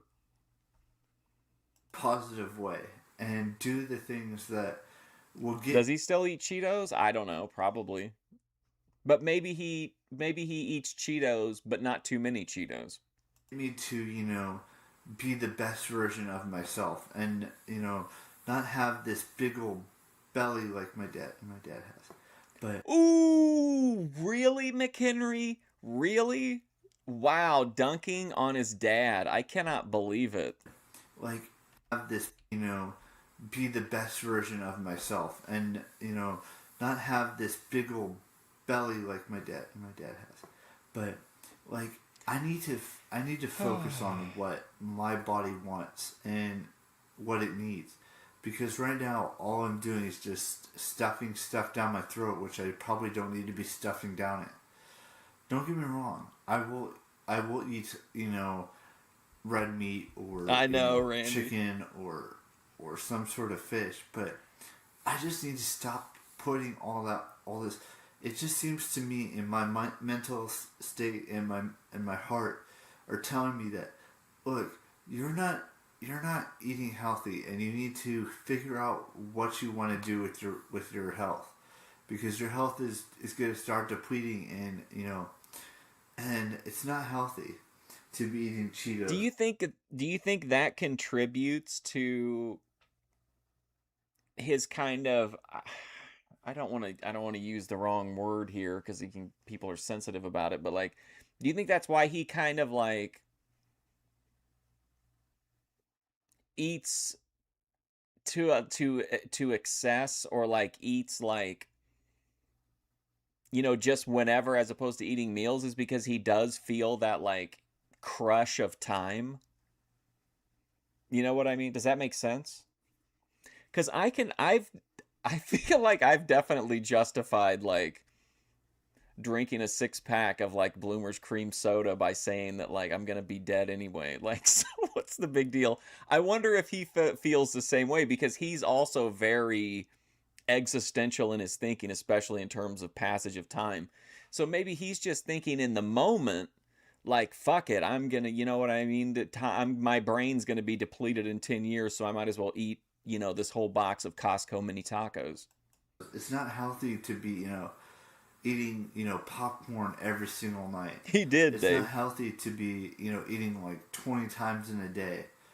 It's only healthy if you eat 3 times a day and you have some sort of healthy food like broccoli, or you know or Brussels sprouts, or some sort of cucumbers, or eating something healthy, like even eating asparagus. Even though some of those healthy foods can have pesticides and can have hormones and all that stuff, and you don't want that stuff in your food either. But I don't know what else to explain in this video, because honestly, guys, I want to be the best version of myself. And right, Have you seen him, Bob Brown, his parents? They were in one video for sure, and we only saw him from the back, I think. But they looked like a pretty like typical older parents. now, it just to me it doesn't seem. It's so hard to know because my brain is just whether I'm filling in the details. But I was thinking that I picture him as being like kind of that he had on a white shirt and he had grayish hair. I want to say he would. I don't know. My heart is telling me that he was pretty bald, but like then my brain is telling me that he had grayish hair. So I don't know. I probably wouldn't do good given like a police description. Seem like I'm being the best version of myself, and I need to start focusing on being the best me I can be. Whether it's losing like 20, 30 pounds, and taking a step back and eating only 3 times a day instead of eating like 20 times a day, and stop eating cookies and things that'll make me fatter, which I'm not saying there's anything wrong with that. I'm just saying, in my mind and in my body, I need to stop, You really think so, Dave? This is the truth too. I feel like 35 episodes in, like I think he is probably the most interesting person to me in the Boyd. Like, and we're watching these old ass videos and everything, but like I just think he's one of the most interesting, if not the most interesting person. Especially when you factor in how little stressors he has and how little contact with the outside world. So I think I'd have to put him like in for sure in the top 2 or 3 of the most interesting people in the Boyd. eating so damn much food. And it may not make a whole lot of sense to you why I'm saying this, or thinking that I'm saying that everyone needs to do this. I need to do this for myself, first and foremost. No one else is gonna like me unless I do my own, physical appearance. And I'm not saying everyone has to do this. I'm just saying I need to be better than I am today, tomorrow, by eating healthier and Genie was eating sung. less. Because if you eat way too much food, you'll get away like 300 pounds or more. And I don't want to be that guy. I want Was that a shot at Ben Thorpe? to weigh like at least 130, 135. I don't want to be anywhere over that, but I am. I'm at 166, and I don't want to be 166. It's just I gotta take a step back and just stop eating so much damn junk food. I mean, I did get rid of soda in my diet. I haven't had a soda in like 4 or 5 years. That's crazy. And I rarely drink alcohol. See, that's what gets me. Like, I think mentally, like, how much is this guy's exaggerating? How much could he be eating? And I understand he has a sedentary lifestyle, but at the same time, I would understand it if he was drinking soda. Then I could understand why he would have problems like managing his weight. But if he's just eating food, like, I don't know, I guess if he's eating like whole boxes of cookies, or I just don't feel like a cookies here and there, even in excess, or Cheetos in excess, wouldn't put, but again, I don't know if 135 is like a healthy weight for him, for his height or whatever, but it just doesn't, it's hard for me to know, to like grasp how much food he's got to be eating if he's not drinking any of his calories, you know? And, you know, it's just taxing on my body, and I need to, like, if I could probably eat whatever I wanted to and be okay, but like if I add in like soda or alcohol, like that's what throws me off. figure out how to do it without, you know, killing myself. Yeah, I know. I like the 79-gram sugar sodas. On the process. And I'm not saying I'm going to die anytime soon. I'm just saying I got to take a step back and, you know, try to eat as less foods as I can in a day. So I don't think he's 5'5". I think he seems like a pretty, but I don't know. It's so hard to tell. We need a good shot of him in the doorway, but I think he's like not a short guy. with that being said, I will let you guys go. You guys know the drill. Keep it real. Bye-bye. DUI body cam arrest. 26-year-old laughs hysterically when she's arrested. Oh, here we go. I want to start a new series of watching Netflix shows. He's going to start a new video series, right? About watching Netflix shows, reading, and listening to podcasts. Okay. I'm going to grab a drink during this one. Hello, everyone. So I think what I'm going to do for the nightcaps from now until, you know, until I finish at least 3 of these shows that are on here, which I'm going to tell you about. And one of them's happened, is I'm going to finish tonight. So, actually, one's not on here, but I think we'll make like missions at night for things for me to do. And one of them is to, you know, to watch 2 episodes of a show, or watch 3, or whatever it is, so I can be done with some episodes of shows as quickly as I possibly can to be done with it, and to, you know, do things such as that. But tonight's main mission is to finish watching Iron Fist. I only had 2 episodes left of season 2, and I'm gonna do that tonight. And then after that, who knows what I'm gonna do? I might start watching. Are you asking for a masturbation origin story? I don't think he's told that, but he's definitely confirmed the fact that he understands what it is, and that he does it while he is watching pornography or going down an Instagram Reels goon hole.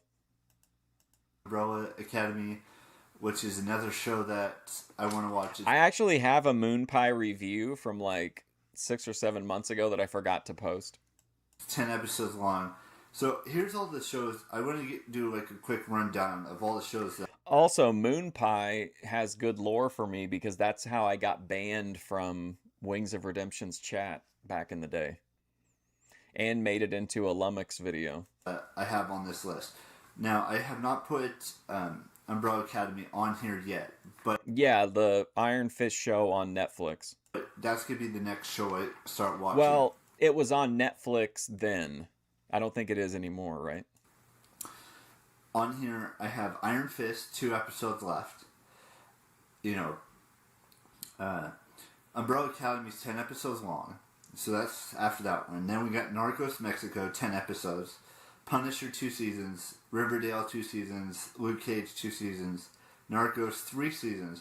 Now, Narcos, I don't know how I'm going to do that, but Narcos Mexico is after, you know, all of the Narcos stuff that they already had up there, the 3 seasons they had up there. Supergirl, 3 seasons. Daredevil, 3 seasons. Flash, 4 seasons. Gotham, 4 seasons. Agents of S.H.I.E.L.D., 5 seasons. That's terrible, Bob. Oh my God. Can you imagine standing there waiting for it to finish in the microwave? Oh man, I'd be questioning my life decisions. I've already had a new season, but released on Netflix. You know, the 105 seasons to go through. Bates Motel 5. Telling all your friends not to don't throw away the banana skins I'm composting. Seasons to go through. Arrow, 6 seasons. American Horror Story, 7 seasons. Game of Thrones might actually be part of something I'm working on right now, because I'm on book 4. I just started book 4. That's one of the other main... That's true. He said that the Instagram goon hole was consuming his life, that it was overtaking him. He couldn't stop. He would just... So it seems like maybe he was able to take back the frame on that issue, at least. Main missions I've had for the past, 2 nights. Since last night, I wanted to start it last night, but I fell asleep at 12:30 in the morning after I film a video, which I do it now. I film videos at midnight for that day, for the day. And then, there's Walking Dead, 9 seasons, Big Bang Theory, 12 seasons. So, there's that. Now, moving on to the second role mission here is to finish Book 4 and Book 5 in the next week or so. So, I have to start tackling that as hard as possible. Now, I know I keep repeating myself on all of these things, but these are missions that I need to... Tiny little missions that I need to finish. I did watch... Sometime we just need to do like a 5-day... run of like open to close McHenry, just get caught up on just push through like a few months of his content. McHenry marathon. Can you imagine? Listen to one episode of Pretty Basic last night, which I said I was going to do, and I'll do kind of like little updates of like what I've done. Like did I finish that mission on the nightcap as well? So, yesterday I did finish 2 episodes of... I finished episodes 6 and 7. No, 7 and 8. And then tonight we're going to do 9 and 10. Do I think I'm better at Fortnite than Chris the YouTuber? Probably, because I don't play Fortnite like a lot of people do. I really only enjoy the game till it gets down to like the last 10-ish people. And then at that point, like the fun of the game is kind of gone for me. I usually just walk into the storm. And then we're going to be done with Iron Fist forever, because they don't... All of the Marvel shows that I listed, like Punisher, Iron Fist, Luke Cage, Daredevil, all have been taken down from Netflix. Everything you would like an entire week of McHenry, Ananje? Everything else that's on there is still, going strong. Well, not, everything, but... So those are just some of the shows, some of the missions I've had for quite some time. So book 4 has like 900 and something pages, like 970 something pages, I believe. He would be an interesting interview. He would be very tough, I think, to get to balance. I feel like he would definitely... He'd already be on guard because it's me. I feel like he you know what I mean? I just feel like there are a lot of scenarios where you would upset him and he would just probably disengage or shut down or whatever. 978 pages of the book. And I just started, so I'm book page 4. Would I ignore Grace Thorpe if she was in the room to play Fortnite? No, I would not ignore Grace Thorpe if she was in the room. So that's a mission tonight. Finishing Iron Fist's mission, maybe watching... Well, look at it this way. We're moving forward about 10 days at a time every week. So we're catching up with real time by about 3 days each week. So that's good. A few more, or listening to a few more episodes of Pretty Basic with Alicia Marie and Remy Cruz. And then other than that, and then maybe watching a few things, and then maybe Tuesday, I'm not 100% sure on this just yet, at 10:30, I have to talk to my dad into doing it. We might go see Captain Marvel, the movie. And Remember, he hasn't even seen it yet, and he was saying that he thinks it should win the Best Picture in the next cycle after after Black Panther got robbed. I'm holding off on doing like spoiler reviews for that until I go and see the movie. Beth couldn't do it. She's has too many issues with McHenry, and she's a good little performer, but like she's just not somebody you could hand a script to, and you know what I mean? Like she has to do things her way. Now, that interview would still be fun to watch, but I wouldn't be kind of the interview that I want where we actually try to get him to, you know, elaborate on some of his statements and whatnot, and just his general, you know, outlook on life. I would like to ask him what he hopes happens as far as his content after he's gone, you know? Could be Tuesday, it could be some other day of the week. We don't really know. So... like if you send we'll send Bethadone a YouTube link to a video and ask her if she wants to like perform the song, and she won't even like listen to the song. She'll just make up a version using like the lyrics video. I thought I'd just, you know, make this like a mini mission type thing at night where I talk when I do missions about, you know, watching Netflix shows, you know, reading, you know, listening, whatever you want to call it. I don't know. It might just be a little mini-series that we do on this channel. I know I've done mini-series before, but this one... Help me understand this. A mini-series talking about the exact same things that he talks about every other time. Why is this separate? I understand like the sex advice video series or his women's series being separate, but I don't understand why he thinks this warrants an entire new series. I want to keep going until I finish everything. When I finish the books, there's only 2 books left of Game of Thrones for me to watch. Read. Why don't I keep saying weird things? But yeah, so this list, I gotta start tackling McHenry having handwritten notes laying around. Shows and getting them done as quickly as I can because they're going to keep growing and growing and growing, and I just need to get through as many of the seasons as I can, or as many of the shows as I can. I mean, we finished one already this year. I can't remember what it was. I did finish that one.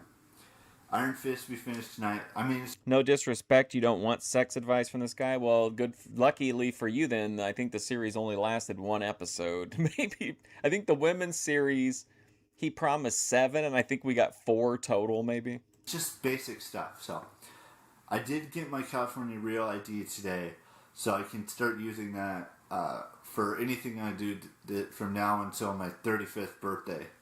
Or no, 36, because it's 6 years. So, I will see you guys tomorrow with a brand spanking new vlog. You guys know the drill. Keep it real. Bye-bye.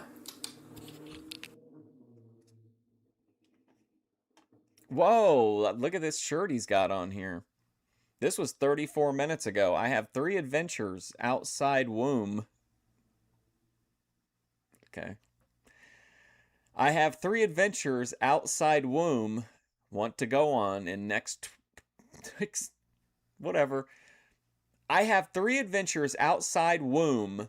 Want to go on in next 12 plus years. So he's giving us 3 adventures he wants to have outside of the womb that he wants to go on in the next over the course of the next 12 years. Okay.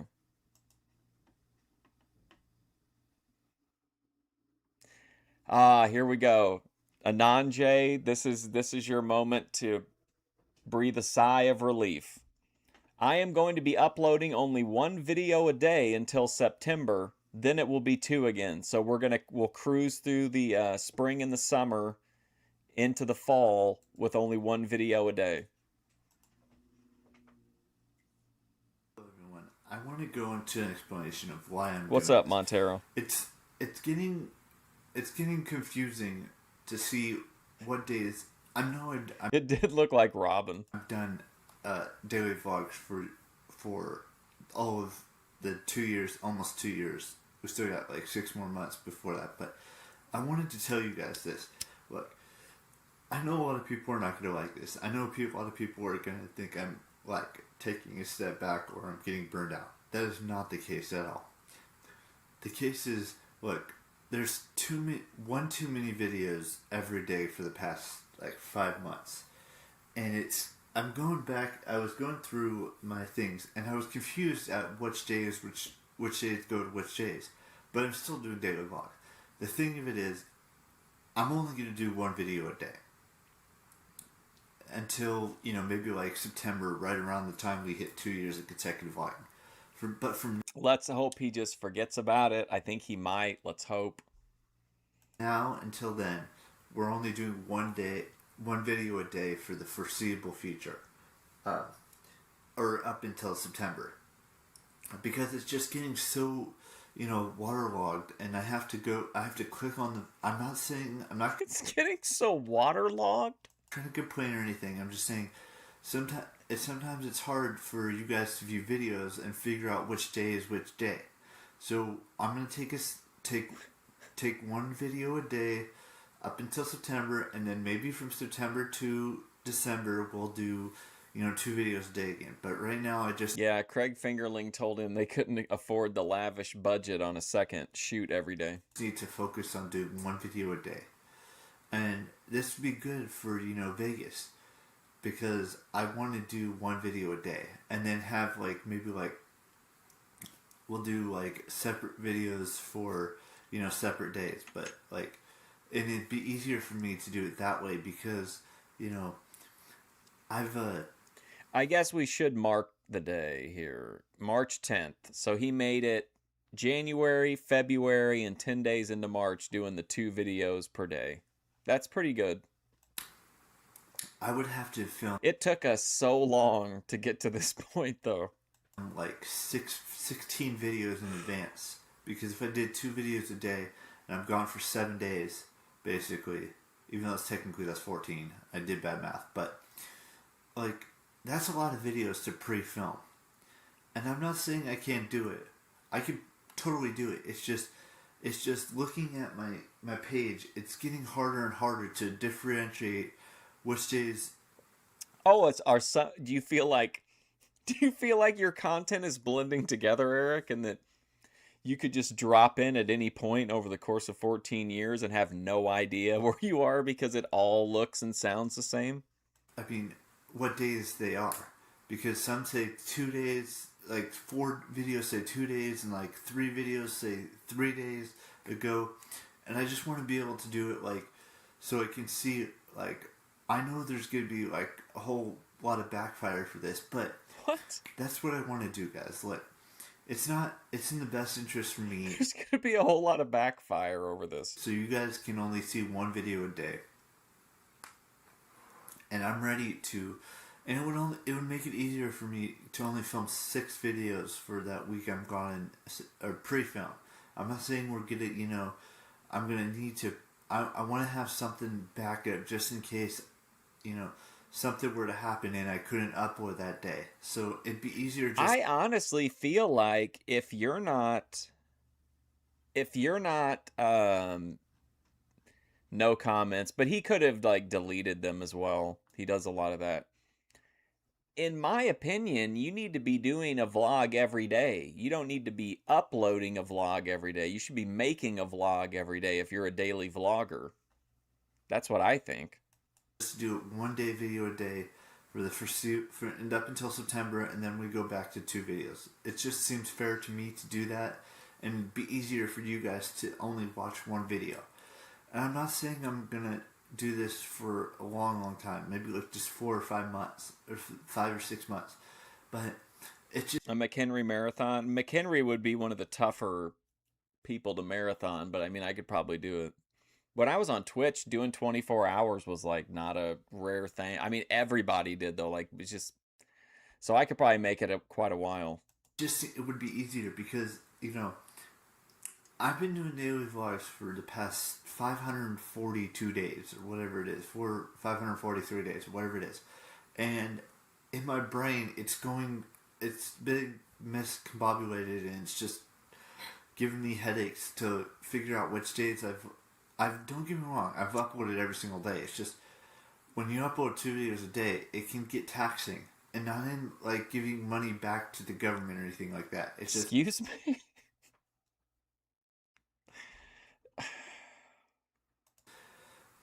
and not in every single day. It's just figure out which days I've. Don't get me wrong, I've uploaded every single day. It's just when you upload 2 videos a day, it can get taxing, and not in like giving money back to the government or anything like that. It's just sometimes it's Yeah, I would have to get stocked up on like I'd need if I was gonna do it like a super long McHenry stream, I would need like a lot of like treats to medicate my brain. You know, I'd have to have my cream sodas, my 7-day soft croissants. it's hard to figure out you know like I've been uploading every single day. You guys know that, and and and when you upload 2 videos a day, it gets hard to figure out how which day goes with which day. I thought because he was making so much off the Patreon that he was saying like, listen, making this second video is putting me into a higher tax bracket. Like, because if you have 3 videos that have 2 days ago, when it really means 2 videos for 2 days ago, and 2 videos for 3 days ago, and 2 videos for 4 days ago, it gets to be hard to figure out which how to differentiate days. Don't get me wrong, every single day for the past 5 months has been consecutively, even into from September 13th up until today, we've been doing consecutive vlogs. And I'm ready to, I'm not saying I'm getting burned out. Don't take it that way. And I'm not saying we stop daily vlogging. I'm not saying that. I'm just saying 1 video a day for the daily vlogging. You know what? Whatever backfire he got over this, I'm with him on this. There's no reason to stress himself out. The only thing that matters as far as YouTube is he getting a video up every day? And he will be. I'm glad that he's dropping the second video just because it seems like it'll be less stressful for him. Because I do say all the time, like, why doesn't he's imposing these rules on himself? He should just remove them. So I got to give him credit for removing a self-imposed, suffering here. Probably better than 2 videos for the daily vlogging. That's what I'm saying. And maybe in September we'll start doing that again. But let's just take a step back for a second here, and let's just do 1 video a day up until September, and then we'll do 2 videos a day. And again, right around the 2-year mark of consecutive vlogging. I hope you understand it. You guys know the drill. Keep real, and I'll see you tomorrow with the brand spanking new vlog. Bye bye. So there you have it. I thought this was Ben for a second, and the thumbnail it's Walter Matthau and Bad News Bears. It looks like the outfit Ben had on when he confronted Lalo. So we are out of the 2 days, 2 videos a day. That's going to make a huge difference as far as how quickly we move forward. So props for McHenry for keeping us in mind. I have big things planned for myself in 2019. Some are awesome and some are boring. Let's see what else we got here. I got news that my idol and role model is retiring the daily vlog. Oh, Charles Trippy? He's going to post in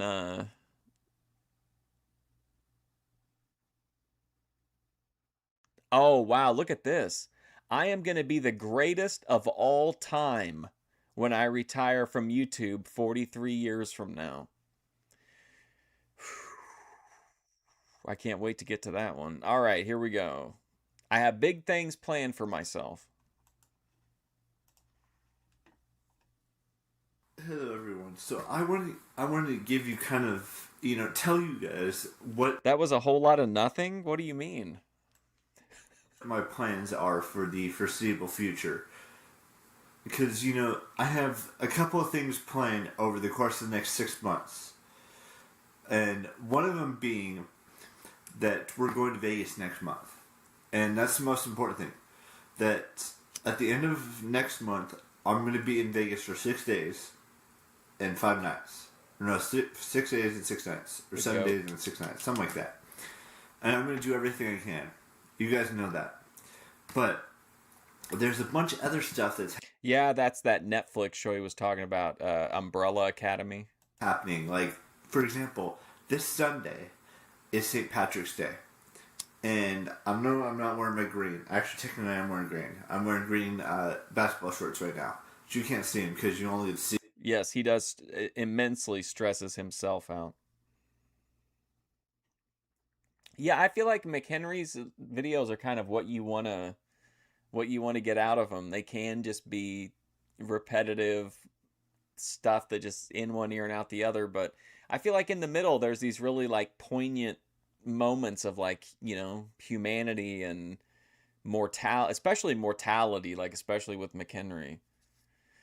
He's such a unique to me, I just think he's such a unique guy. Living this life experience that's so unusual, but having like so many, getting so coming up with all these storylines for himself. Now he's got multiple personality disorder. You know what I mean? See from here out. But yeah, so there's that. There's also another thing that's happening next month that I'm really looking forward to, and that is Game of Thrones.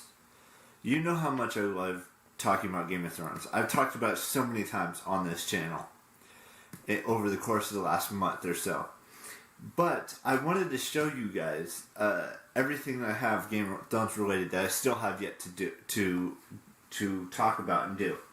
So I think like with the Heathen, sometimes I think like one of his great traits is that something that would be an afterthought or not even noticed in a lot of situations becomes like really good content. Like the watermelon rind story had no business being as keynote as it was and stuff like that. But McHenry takes the idea of making content from nothing, like to this ethereal plane, like he has almost no contact with the outside world except through like social media. This book, which is maybe why where he gets some of this stuff. Maybe that's why he thinks he's got multiple personality disorder. Book is the 4th installment. You guys have seen these books and stuff. Yes, show the egg. I'm tired of waiting on the fucking egg. Everything else got shown. All the wands, all the Funko Pops. We never got to see the egg. So this is Feast of Crows. This is the 4th book that George R.R. Martin wrote in the Game of Thrones series. I'm just starting out. I'm like 30-something pages in. I think something like that. 23 pages into this book. Then we got the Dance of Dragons. That's the 5th book.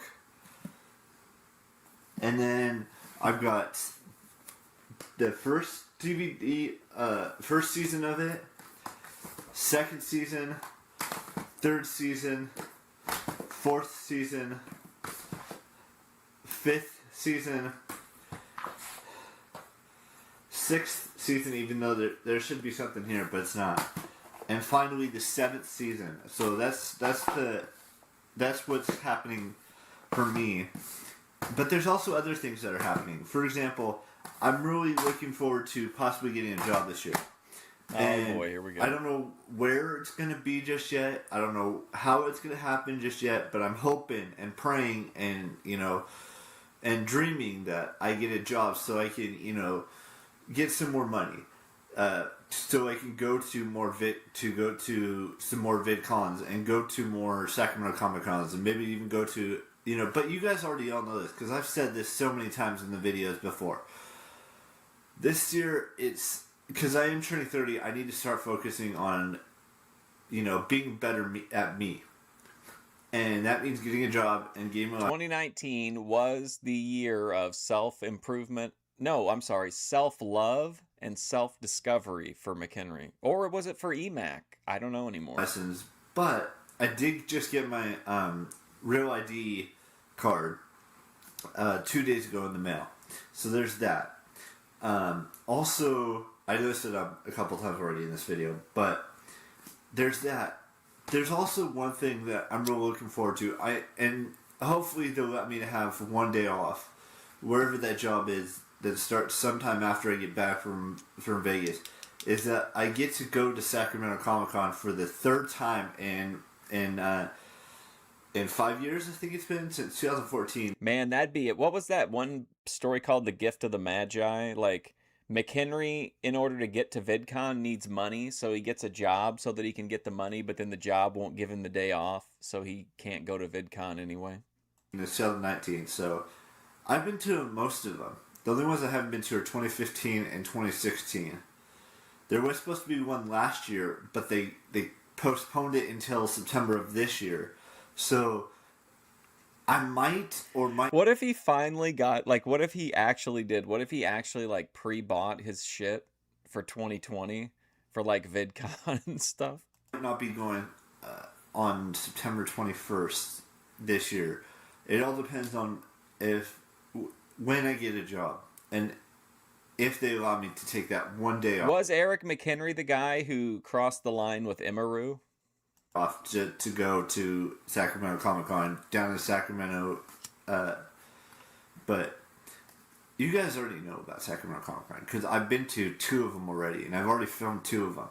The first one was with Stan Lee, rest in peace, and it was another major person that was there was Chris Hemsworth.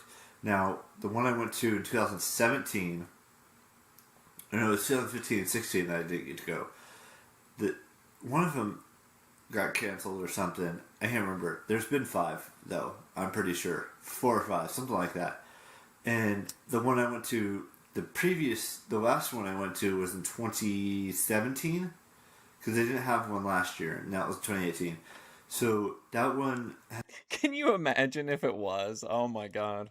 Had Kate Beckinsale, they had Val Kilmer, they had Eliza Taylor, they had a couple of big stars. Hopefully, she'd be making those like anime faces while he's like all shocked and surprised, like she does while McKinney's trying to grab her. This year, they step up their game and get someone. I've already said who I'd love to see there, like someone like Brie Larson, who plays Captain Marvel.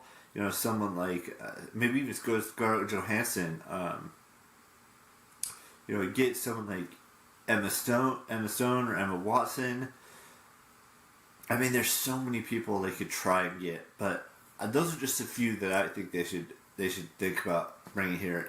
Maybe even think about bringing Chris Evans. You know what? We're getting a synchronicity here between Eric McHenry and ATF Media. McHenry is telling Comic-Con to book their shows, which is basically just get the most expensive, biggest names possible. That's how ATF wants me to book the programming here, by just having Saved by the Bell and all these other like expensive licensed shows. Or Chris Pratt or someone along those lines, or maybe even bring someone from The Walking Dead, because they haven't brought anyone from The Walking Dead in a long, long time.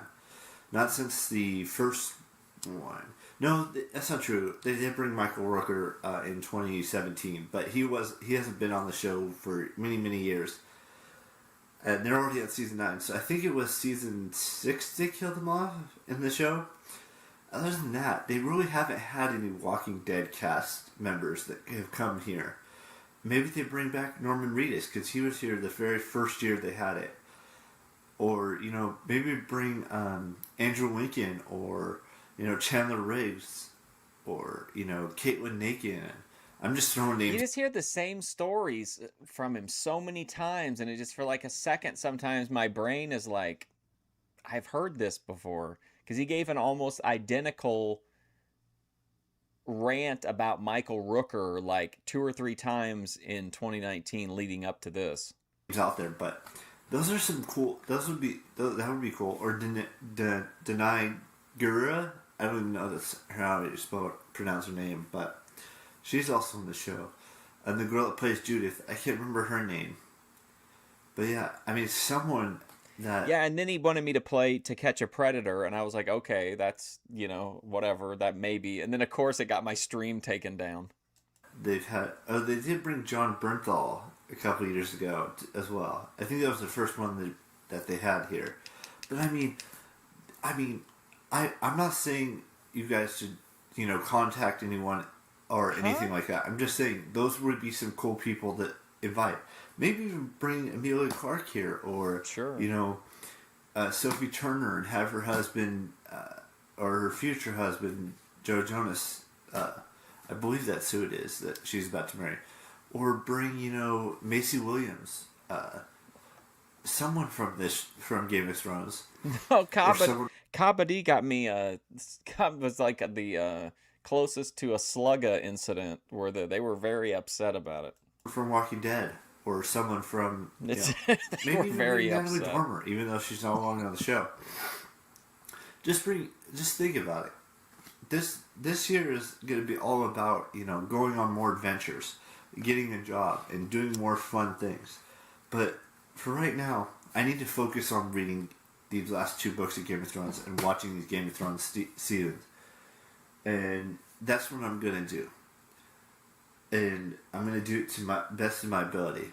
And I've talked about so many different things here. A troubled figure. I really want to go. My main goal is to go to Sacramento Comic-Con this year. That's just given.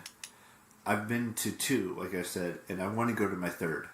I want to go to my 3rd VidCon as well. It's just there's so many variables that I need to start doing before I can actually make these things happen. Like getting a job. That's first and foremost the most. The Jedi went to VidCon this past year. Shira on the wall went to VidCon. And then, unfortunately, Shira met up with a bunch of other, like, normie tubers. And so she ended up doing these normie collabs that were just the absolute shits. Part of things like and then she was like, oh my god, I had so much fun doing the collabs. I'm going to do a lot more of them. I'm just like, oh no. But, speaking of which, I did get a new patron, which I'm going to talk about right now. Richard J., who just became a $1 donator to Hell yeah, let's go. the thing. So he's going to get a shout out, which I just did for him in this video. So now I have 2 patrons. I can't remember. I'd have to go back and look at it, but I can't remember who the first one was. That was about 4 months ago, and it's now been 4 months and we have a new one. So with that being said, welcome to the family, Richard J. And hopefully this will spark some interest and get more people to become patrons. Thank you for giving me your money. Hopefully, your gift will inspire others to give me their money as well. Of mine, and make my dreams come true of going to more Sacramento Comic-Cons, going to more VidCons, being able to buy a house somewhere in the Los Angeles, the Southern California area, whether it's in San Diego, Los Angeles, or somewhere else. But it's a start. We have 2 patrons. We have $1 from each person, so it's $2 for the entire year.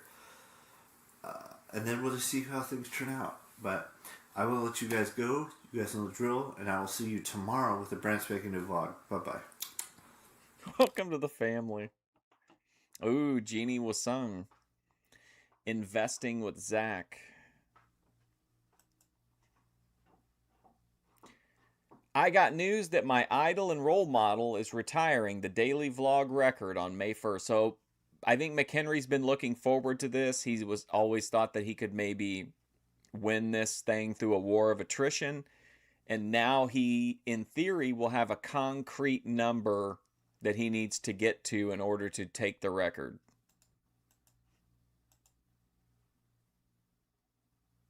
Hello, everyone. So I feel like I have to share this because he's already shared it. The sad thing is, I wonder if they have like a minimum. Like you may have to make, like on YouTube, you have to make $100 before you can get a payout. So like, what if he has these patrons for all this time, but he can never get the money because he never hits the threshold? His channel. But I want to go dive deeper into why this person is so important to me and how he's been such a role model for not just myself, but for everyone on this planet who has been watching his videos for the past 10 years, almost 10 years. Like, he's set records on his channel. He's been the he's the forefather of the vlogging game. He's been there since the very beginning when YouTube actually started. He didn't actually start uploading his first video until like 4 years later, but he's been on YouTube since 2006 basically, and it's now 2019, or was it 2005 that it started? But anyways, the point is he's been around for a long time. He's now starting a family. He's got to make it 50 months. Charles Tripp, is he talking about Charles Trippy? Because Charles Trippy must have had kind of an epic fall off for some reason, because he's still around, but he's like boy numbers. And I'm happy for them. Don't get me wrong. Or it was when I looked at it. I'm forever grateful for everything he's done for the YouTube vlogging community. Him and Shay and, Roman and all the other ones that have been, the godfathers, if you will, of the vlogging game. I've said this so many times in the past, but Charles Trippy is the epitome of YouTube. He always has been and he always will be. But in his video that... It's me talking about Grace Thorpe. I watched today, he made a very good point. He wants to spend more time with his family and he wants to start, doing things with his family. And I completely understand that. Now, I don't have a family of my own yet, so whenever that does happen for me, I may feel the same way. But right now, he's doing what's best for him. And his record is going to go down as one of the best records for daily vlogging ever in the world. And him, when he finally hangs up his boots of doing daily consecutive vlogging on May 1st, because that's what he said in his video, that will be the day that everyone will be saddened by him not doing it every single day.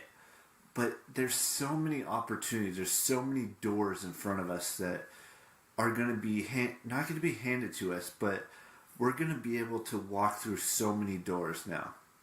And I'm not discrediting any of his stuff, so don't even bash me for that, or don't even be saying that it's disrespectful for me to do this. But someday, I'm not saying it's going to be me, but someday his record will be broken. And I've done this, consecutively for 545 days as of today. Now, I know I still have a long ways to go to even catch up to him, because he's done 3,652 days consecutively, which is 10 years. Now, if I would have kept all those videos that I did, daily videos for up until like September of 2017. Can you imagine he can't? What if he falls like a year short of the record? And he knows that if he just would have left up the videos of him dancing topless, getting catfished, saying the prompts that they told him to say, if he had to choose between like the videos that he doesn't want anyone to ever see again, but that keeps him from breaking the record, I guarantee you, within the next... In the end, I mean, the trolls won. Like three or 4 years, we would have broken that record. But I did delete them, and I did take a 2-week break. But the point is that even if I were to have, done daily videos for the 7 years I've been on here, we would be very, very close to tying him, or not, if not breaking his record. But I'm not saying that's going to happen right now. But like 7 years down the road, or even longer than that, maybe even 8 or 9 years down the road, we may break the record. And I want him to know that his legacy, whatever it is not gonna just go through me. It's gonna go through every single person who has done daily vlogs, and that goes just as much for Shay as it does for Charles. But Charles is the... I showed her that image of all those messages and then the pending messages, and I said, I'm going to put this on my community page. Told her that like as a joke. I was just trying to show her like, damn girl, like It's a lot of messages. And then, so I didn't, that was all that was said about it. And then a few hours later, she messaged and asked me if the reason that I hadn't posted that picture yet was because I was mad at her. Is the godfather, the forefather of daily vlogging. Him and Shay have been doing it since, since the beginning, or since pretty close to the beginning of this whole YouTube world that's been built. And I want you guys to realize that it's not just him that I'm not trying to impress anyone but myself. But if he were to, when I do get to that 3,652 days of consecutive vlogging, whenever that's going to be, that's going to probably be like 8 or 9 years down the road. I want him to be proud of everything I've accomplished on my channel. And now, I know I don't have, 1.4 million subscribers like he does on his channel. I'm not even anywhere close to that. But the thing is... Hold on, give me a second. I want to see where this guy's at now.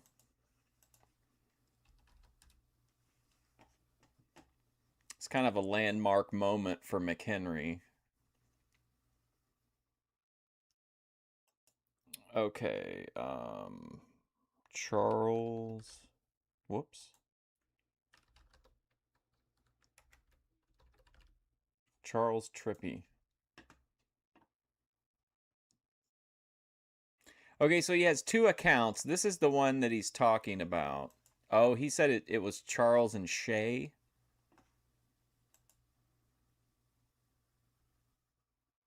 Okay, hang on. Let me go into videos. Okay. So here's Charles now. 1.34 million subscribers, about the same. But if you look at the video counts, like 2.4K, 1.8K, 1.9K, 2.4, 2.6. I wonder if McHenry still watches or not. But yeah, that's where Charles Trippy is now. I want to make him proud because he is, in my eyes, the best role model I've had for this YouTube channel. And it's not just him, it's Shay Carl, it's every single person who's ever done daily vlog for more than 1 day, for more than 1 or 2 years.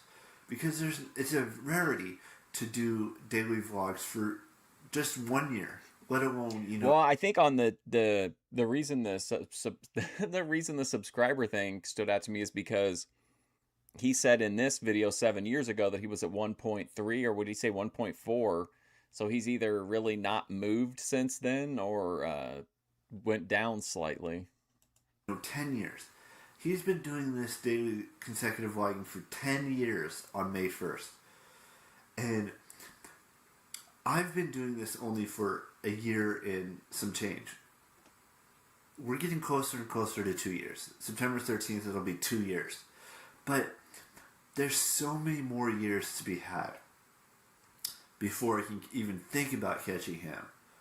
And when that record gets broken, and Guinness World Records, contacts whoever breaks his record, he's gonna be right there alongside whoever. Yeah, he's a wrestling fan. I wish he would talk more about it, but it seems like he only really likes the Royal Rumble and WrestleMania. But he does have 2 years of WWE Network since Christmas, so we may get some additional wrestling content at some point. But I agree. I would like to hear more about the wrestling, but maybe he doesn't watch the show. I don't know. Does break that record. I'm not saying it's going to be me. There's probably a bunch of other candidates that could break his record, but I've been doing this for the past 554 days, 545 days consecutively. And soon we're going to have 600, even a 700 days consecutively. 2 years, 3 years, 4 years. It's going to go on until, I can't do this anymore. And if that means I do it for 30 plus years or 40 plus years consecutively, I'm going to do that. And it's not just a number, guys. It's a lifestyle. And it's not just a number, guys. It's a lifestyle. See, I feel like that would be a great shirt, but people would interpret it like it was a 304 reference. What do you think? It's a and it's not just a number, guys. It's a lifestyle. It's a it's something greater than anything anyone could possibly imagine. I I'm not saying that I pale in comparison to what he's done. He'll probably leak that video of him dancing at the bar to the press to make sure that McHenry's never properly honored. Except that I'll be there, and when Trippy picks up the phone to call the National Enquirer, I'll be there to take the phone and hang it up. Done for his channel and what he's done for YouTube, and he's just the best at everything he's done. With going through 2 breakups, going through 2 brain tumor surgeries because he had brain cancer. I mean, he is the ultimate YouTuber anyone can ever wish for. Even though he does. I mean, in theory, what's the limit on scheduling videos? Because this record to me isn't even very impressive, because I could record 10 or 20 little 3-minute videos and then schedule them day after day after day after day. It would only be a matter of how long YouTube lets you schedule in advance. Like, I feel like if you're not cutting that vlog that day, then it doesn't really matter. Doesn't have the numbers like PewDiePie has, or Shay. I think Shay may have a few more subscribers than he does, but yeah, Joy's a high level Boyd talent. He is why YouTube exists in my eyes. He is the ultimate role model. He's the ultimate person to have be there for anyone who tries to break his record. Whether it's 5 years from now, 10 years from now, however long it takes, someone is going to break his record. And it may be me, it may be someone else, but I'm going to try my hardest every single day. I'm going to cut a promo on Bethadone. Until I can't do this anymore. She sent me a message. She's like, I'm sad right now. And I was like, you're going to be even sadder tomorrow when I cut a promo on your ass. To be the role model for someone else to break records on YouTube. And it may not happen today. It may not happen tomorrow. It may not even happen a year from now, or 10 years. Or yeah, Rich shopping streams. Yeah, I like Rich's IRL. I don't know. I like pretty much all their content. 20 years or 30 years from now. But they're just not really. They get so many. Some of those videos just get so many views. Will break his record, and I'm hoping that whoever does, or whenever that record. What do you think about the idea of like a creator glazing another creator like this? While secretly, and I mean, can we be honest, the real reason this is noteworthy to McHenry is because that gives him a concrete date. The king is dead. And now it's time for him to take up and, go after the crown. I think that's Eric's interest in it. Everything else here has just been this absolute glaze fest. The record is broken, whether it's by me or whether it's by someone else, that Guinness World Records shows appreciation for him and shows appreciation for whoever breaks that record. I'm not saying I'm going to do it, but it would be nice to know that he appreciates everything I've done, and when I get to 10 years on YouTube, and even 15 years, 20 years on YouTube, someone's gonna my numbers are gonna grow eventually. My subscribers are gonna keep growing. I mean, let alone this year we've already had. He's right. Over a long enough timeline, his videos have increased. He's had some peaks and valleys, but for a while here recently, he was getting over 100 views on just about every video. I think that might have gone down a little bit recently, but I think he is doing better view-wise now than he was 7 years ago. Almost 15 new subscribers. Oh, no, 20 new subscribers. But, we're going to keep growing, and we're going to keep it. Subscriber check-in, McHenry remains flat at 857. Not bad. Evolving. And he's been evolving since day one. And he's been growing since day one. And I know I've been on YouTube for 7 years now. And it I don't know how else to explain it, but he is just the lifeline of YouTube. Even though some people have been on YouTube a lot longer than he has, and there's some people who've been on the YouTube shorter than he has, like myself. I'm not trying to make short jokes or, tall jokes or anything like that. What? But why would he say that? What did he say that would make him think someone thinks he's making a short joke or a tall joke? Short jokes. And there's some people who've been on the YouTube shorter than he has, like myself. Oh. I'm not trying to make short jokes or, tall jokes or anything like that. But, he's been on here for 13 years. And I've been here 7. And I know if I would have daily vlogged since February 12th, February 12th of 2012, up until today, that would be 7 years of consecutive vlogging, which would mean, well over 3,000 vlogs, or close to 3,000 vlogs. But I haven't, and if I hadn't taken that break for 2 weeks back in September of 2017, or from August to September of 2017, that I would be right up there with, Charles and Shay, but I wouldn't have the subscriber count like I do. I would probably have way more subscribers, and I would probably be doing way more crazy things outside this room. And I would be doing way more crazy. This is classic Boyd thinking. Classic Boyd thinking. What's holding me back isn't my content. It's some imaginary metric that I'm not meeting. The reason people don't want my content is because they know that 5 years earlier I took a 2-week break. That's certainly what's keeping the numbers down. And Eric especially just rings that bell over and over again that the reason he's not finding success, when he admits that he wants it, which a lot of times he won't admit that, but the things holding him back are never his content. It's always some,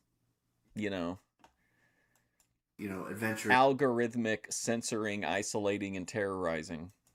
Fun, wild things, and going to VidCons and, going to Playlist Lives and going to San Diego Comic-Cons and Sacramento Comic-Cons. Yeah, well, I'd like to check out what this guy has to say, but I know 5 years ago he took a 2-week break. I just can't get behind that. And all of those things. And we would be doing it so damn well that this channel would be right up there at the top. But it's not. And I'm perfectly okay with that, guys. Oh, sure. I want you to make that perfectly clear to you guys. 545 days, I know it's practically nothing to 3,652 that he'll have by the time he ends. But every stream I have that moment where I'm over it. I'm over McHenry. That's why doing a week or an entire week would be pretty tough. Because I honestly, for a second, thought about extending the stream out, but I can't do it now. That pushed me over the limit. That's technically, by that time, I'll probably have close to 600. Because that's still 2 months away. Or even. So he thinks he was going to have 600 followers then. But he has moved from 500 and some to almost 900. No, pretty close to 200 or 600 days of consecutive vlogging. But yeah, I know it's nothing compared to what Charles and Shay have done in the past. I mean, for him to say that he would be at the top if he hadn't gotten catfished and danced topless and talked about, his sexuality on stream, that he wouldn't have, if none of that had happened, he'd be up there at the top with Charles Trippy. That's crazy. But someday, even for McHenry, that's so removed from reality. I hope to inspire so many people, just like Charles has inspired so many people, and Shay has inspired so many people. And I know that 225 subscribers is nothing compared to the 1.4 that Charles has, or the You Okay, know, so yeah, so Charles Trippy did actually has decayed in follows. Do you think that's kind of if you ever do kind of take a point where you're like, you know what, I don't want to be, I'm gonna do this, but I'm not gonna do it like, when you're at the top, it's like a job and you got employees and shit. Like, if you want to scale back, that would be kind of hard to do maybe because you would have all of that, like all those dead subscribers, that aren't coming back to your content. the I think he's like 2 million on Shay's channel, but I know him keep Oh, that circus colored one? Did you miss any Bay Area references? I don't think so. repeating Sacramento Comic Con's about the only regional thing he's talked about. myself, but I just want to get my point across that He did talk about going to some bars, I think, earlier, but he talked about he was worried he was going to be found out. I want to make Shay Carl and Charles Trippy proud for breaking Well, their they get divorced, buddy. They either don't get married or they get divorced. He's with Allie now. Let's honor their and respect their marriage. records someday. He's got like 2,630 or something like that, and someday I will. Now, when that day happens, I hope they're still around to You think the farting holds him back? Could be. You know who else is like probably the most aggressive farter in the Boyd is truthfully Trisha, because she'll sometimes do it as a response to something someone in the chat might say. to show their appreciation for everything I've done for this channel or everything I've done for YouTube. Even though I don't, edit my videos like they do, and I don't have, 5 or 6 kids like Shay does, or I'm not saying he has 6 kids. He has 5. Oh, Shay's a guy. Okay. Charles is just having his first. So I'm not saying that, when I stop doing this, whenever that may Okay, be. so Charles Trippy he's ending the daily vlogging because he's got a kid on the way. That's good. That's a responsible decision. I wonder how McHenry processes that. Like as far as like, now that it's time for Charles Trippy to move into kind of formal adulthood, he's got to leave the daily vlog game behind. I'm gonna have a record of my own to look for to have, in the Guinness Book of World Records. It may not be 3,652. I think you mean truthfully Trisha is in her lying to people stages where the illusion is still holding.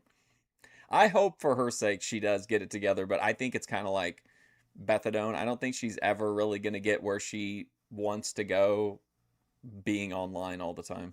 It may be, 10,000. It may be something more crazy than that. But when everything's all said and done for me, I'm going to hold that record with all my heart. Just like he's held that record for the past, 3,000. A Boyd documentary. It would be so tough, though, because you couldn't possibly condense McHenry and have it make sense. We would just look like we were terrible people, for which maybe that's the documentary, is about how terrible the people are who watch and A-log the Boyd. But like, it's hard to get across a character like McHenry or Bethadone. I mean, the Thorpes have a more narrative structure than most of the channels, but even then, like, it's hard to, there's so much nuance that you can only gain by witnessing it. 601 days that he's been doing this. And I'm forever grateful.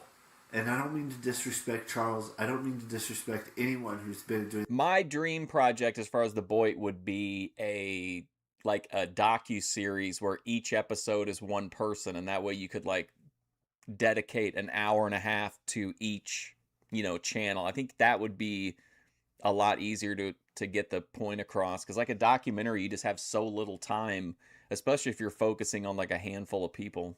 In this daily vlog game for more than 1,000 days. We're going to reach that in the next 400 days. Or like 450 days from now. But it's like,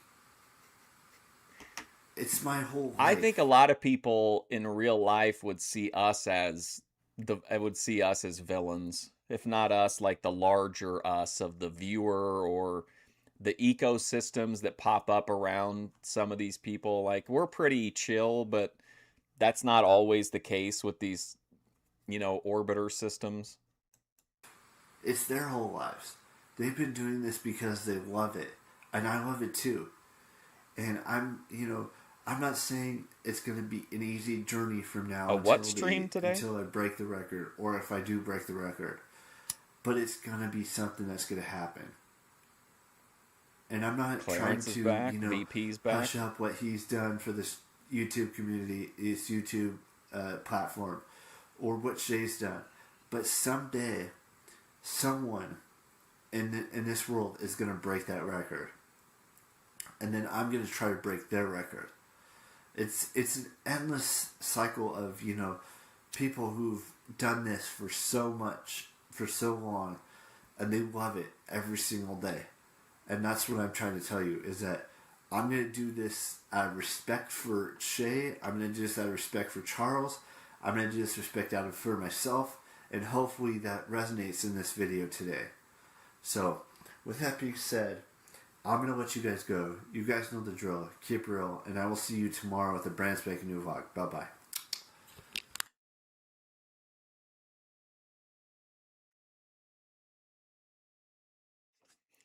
This is the shirt that you think should be burned? I think he kind of looks cool. He looks like he'd be in that. Remember that old band Spin Doctors? I think he'd fit right in, man. Looking good. Give me just a second. I have plans to post on both YouTube and Instagram as much as I can in Vegas. Hello, everyone. I wanted to make this topic because I thought it was very important to me that I make it. So my plan, if I can do this, I don't know how it's going to work out just yet, but my plan for Vegas, I'm going to talk about Vegas a couple more times in the next 40-something days, but the thing is, I want to do as much social media stuff as I can. Like, I want to tweet from Vegas. I want to post a couple of photos for my Instagram from Vegas, and I want to upload as many videos as I can for Vegas. So the thing is, most of those are probably going to happen on my phone, and it's going to be interesting because I don't know if I'm going to have much internet for that trip, so every little clip or something along those lines is going to come from my phone. I am going to pre-film 6 videos for that week that we're there. Hopefully I won't need them, but I'm going to pre-film them just in case something does come up and I can't upload. But my thought process is I want to upload at least like 5 or 6 videos a day while I'm there, or maybe even 10 photos to my Instagram, and like tweet at least like 5 or 6 times a day. Okay, hang on. I'm back. Listen, this gets to me when it's not like, oh, I want to I'm going to be posting a lot, but it's stuff that I like to post and I'm having fun making these videos or whatever. He's setting a quota for like the number of photos he needs to post, the number of tweets. Like, can you imagine waking up and being like, all right, now I've got to make 6 tweets today. Like, it's always this like self-imposed like rule set. I'm not saying that's going to happen, but I'm just trying to process and put all this stuff out into the world and see how it turns out. Shay Brown. I really want to. Did you see her in the club, South to West? She was being very friendly with DGAF. Work hard on making Vegas the best it can be, and I know, and for Instagram, that's going to be the most important thing for me, and even on YouTube as well. Twitter, Remember, he said one of his life goals was to tweet 1 million times. Like, it wasn't to get 1 million likes or to get follows. It was just to literally send 1 million tweets. I may not do anything on that while I'm in Vegas, but I want to use 2 of the platforms that I really use a lot, which is YouTube and Instagram during my trip, which is 40. Who's he going to Vegas with? Stupid answers only. Barry Bonds. Ish days, still 40-ish days away. But, like, it's going to be kind of interesting to see how those things. Actually, I think it's 39 now, but anyway, so yeah, that's what I want to do whilst I'm in Las Vegas for my 30th birthday in like 4.5 weeks, basically. And also, let's talk about this. There's only 4 days until St. Patrick's Day. Now, I'm not wearing my green, as you can tell, but I am Irish, a little bit of Irish. I think I'm a little bit of Scottish too, but I love the Irish holiday and celebrating St. Patrick. But I might not be going out for this year's St. Patrick's Day. I want to, but I don't think I'm going to do it because I'm not really planning on going out until my birthday thing in Vegas.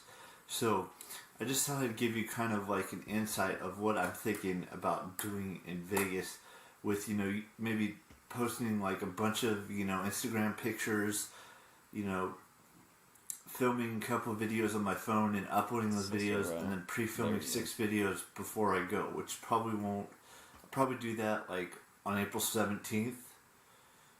And April 18th I'll do 3 videos each day and get it all set up and ready to go in my camera, which I'm filming on right now, but it won't be on this memory card, it'll be on my other memory card. So I gotta remember that. It's going to be on that memory. Speaking of which, I have to upload 4 Vegan Patriot clips, 2 Southern Trad clips, tweet 3 times about my problems with YouTube, and then post 17 photos to my community tab. Card and not this one. But I'm still going to do my best to film as much as I can whilst I'm in Vegas. I'm not going to take the tripod that you're attached to, but I will be taking the camera. I'll take my phone.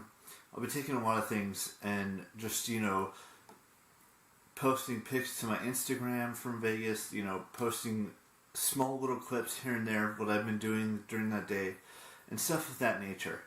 So I just wanted to give you that kind of like insight into what I'm thinking will happen once I go to Vegas. And I'm ready for it. Even though it's still, 39 days away or something like that, I'm ready. I wish it would come a lot quicker than it has, but there's still so many days before then, and we're only on the 13th day of March, which is we don't leave until April 21st, which is Easter Sunday. So, and then the week before that, so. They did announce how long each episode of all 6 episodes were going to be for Game of Thrones. The first episode. Oh my God, is he going to schedule down to the fucking minute around Game of Thrones? 4 minutes long. The second one is 58 minutes, and then it's 60, 75. I think there's a couple 80s in there.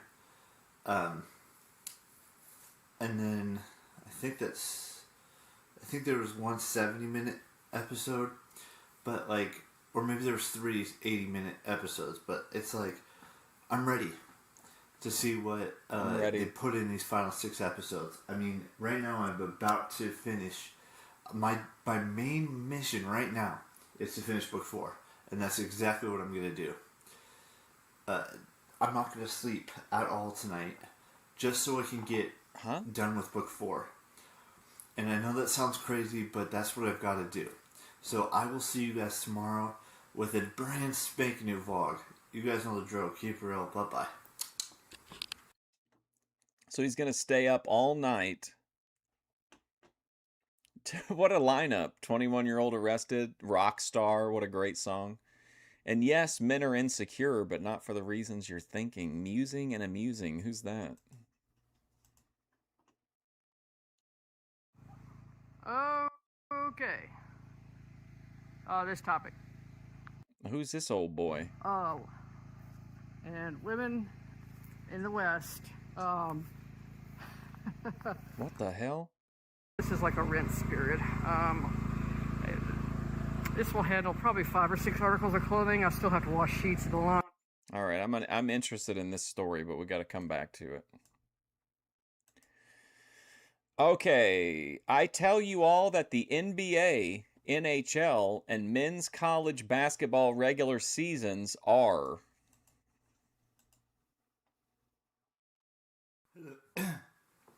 Hello, everyone. So I'm going to talk about sports today, and I know how exciting that may be to you, and that's sarcasm, by the way, because I know a lot of you don't care about sports. And that's sarcasm, by the way, because I know a lot of you.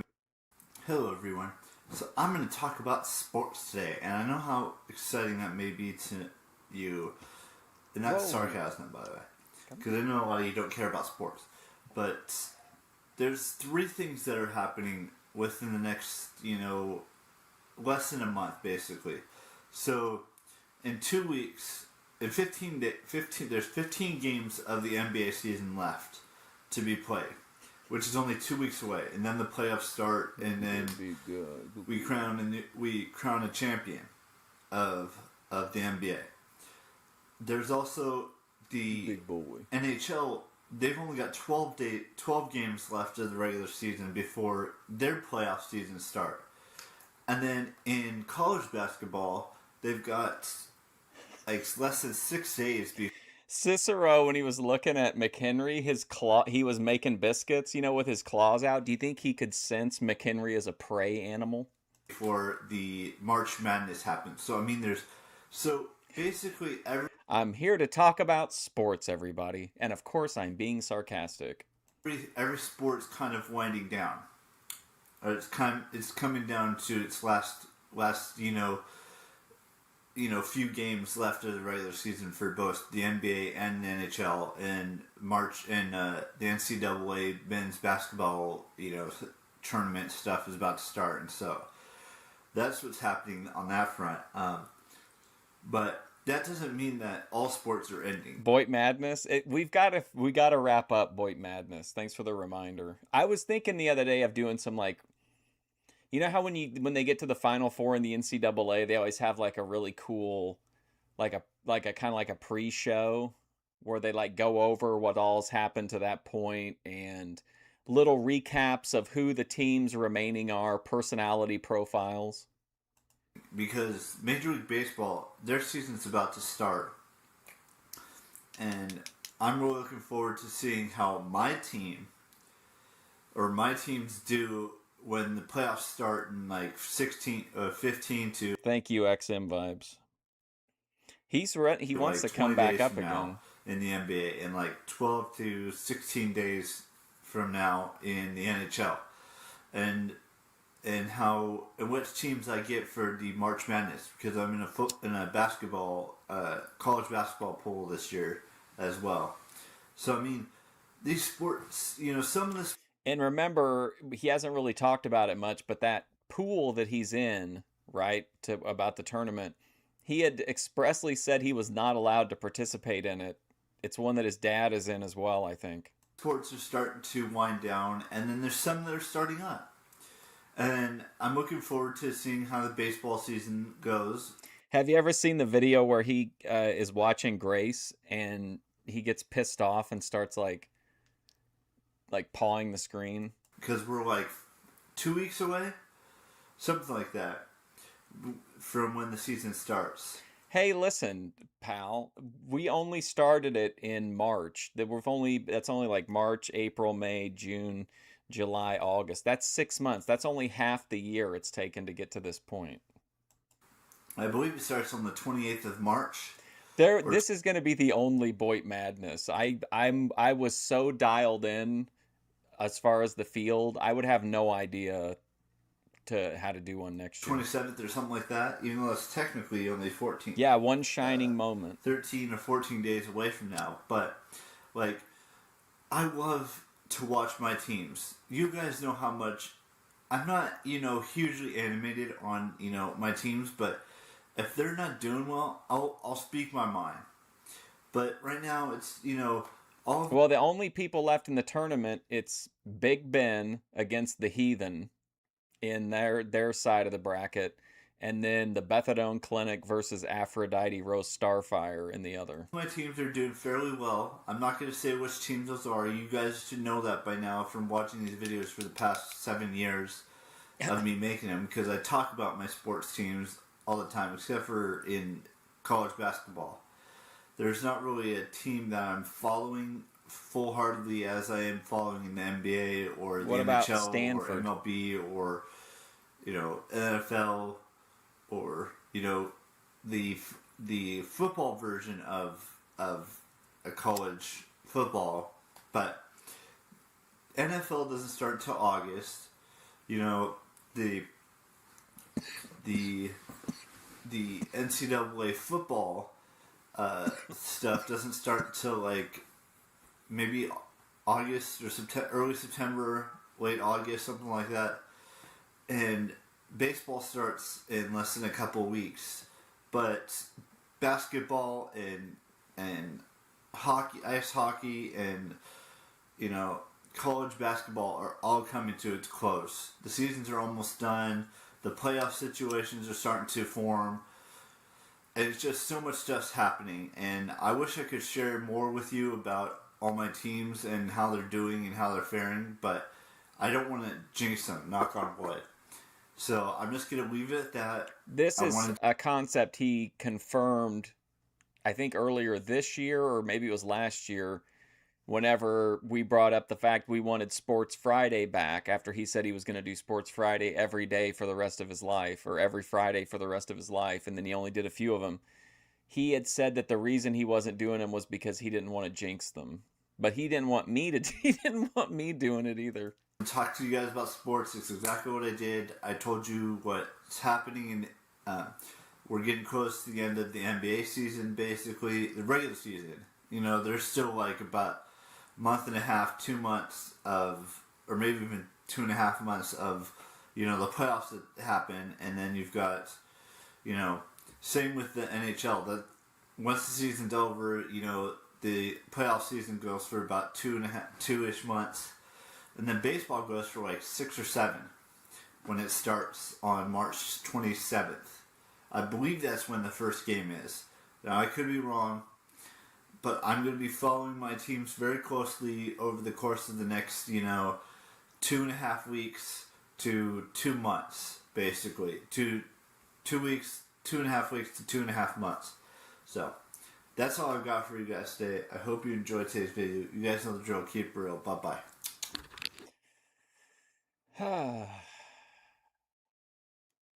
Here's why you don't swallow meth. I am going to give updates on when I finish book 4 of Game of Thrones and start and finish book 5. I'm trying to make it to here. I want to end with this one, that when he says he's going to be the greatest of all time. Hello, everyone. So, I haven't given you guys... I shouldn't do that. I haven't given you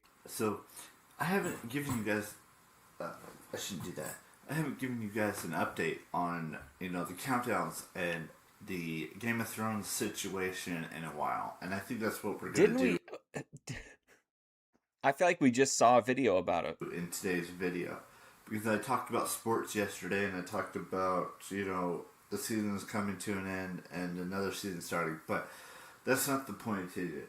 So, there's 30 days between now and Game of Thrones Season 8 starting. So it's 1 month from today. I still have like 475 pages basically left to read. Is that right? Yeah, that's right. Because I'm at page 500 of Feast of Crows. This chapter I'm on is about Cersei and trying to basically plot how to kill the Tyrells and kill Jon Snow basically as well. But yeah, that's part of the situation that's happening where I'm at right now. Now, all right, Bob. See you later, man. Thanks for hanging out. I still have a whole nother book after that one. If you want to be updated on where he ends up this week in the book reading, just let me know. And then I've 7 seasons to get through before season 8 starts. In the next 30 days, I have to, finish a book and a half basically, and then finish 7 seasons. I can do it. I know I can. Now, the other things that are happening are there's 32 days until I turn 30 years old. and I'm ready to be 30. And I'm ready for whatever the age bracket of 30 to 39 has in store for me. Then 37 days from now is going to be the This I leave this for video Vegas, is literally killing me. basically. And I've talked about Vegas trip so many times, as well as the Game of Thrones thing. I feel like we're just in like quicksand, you know?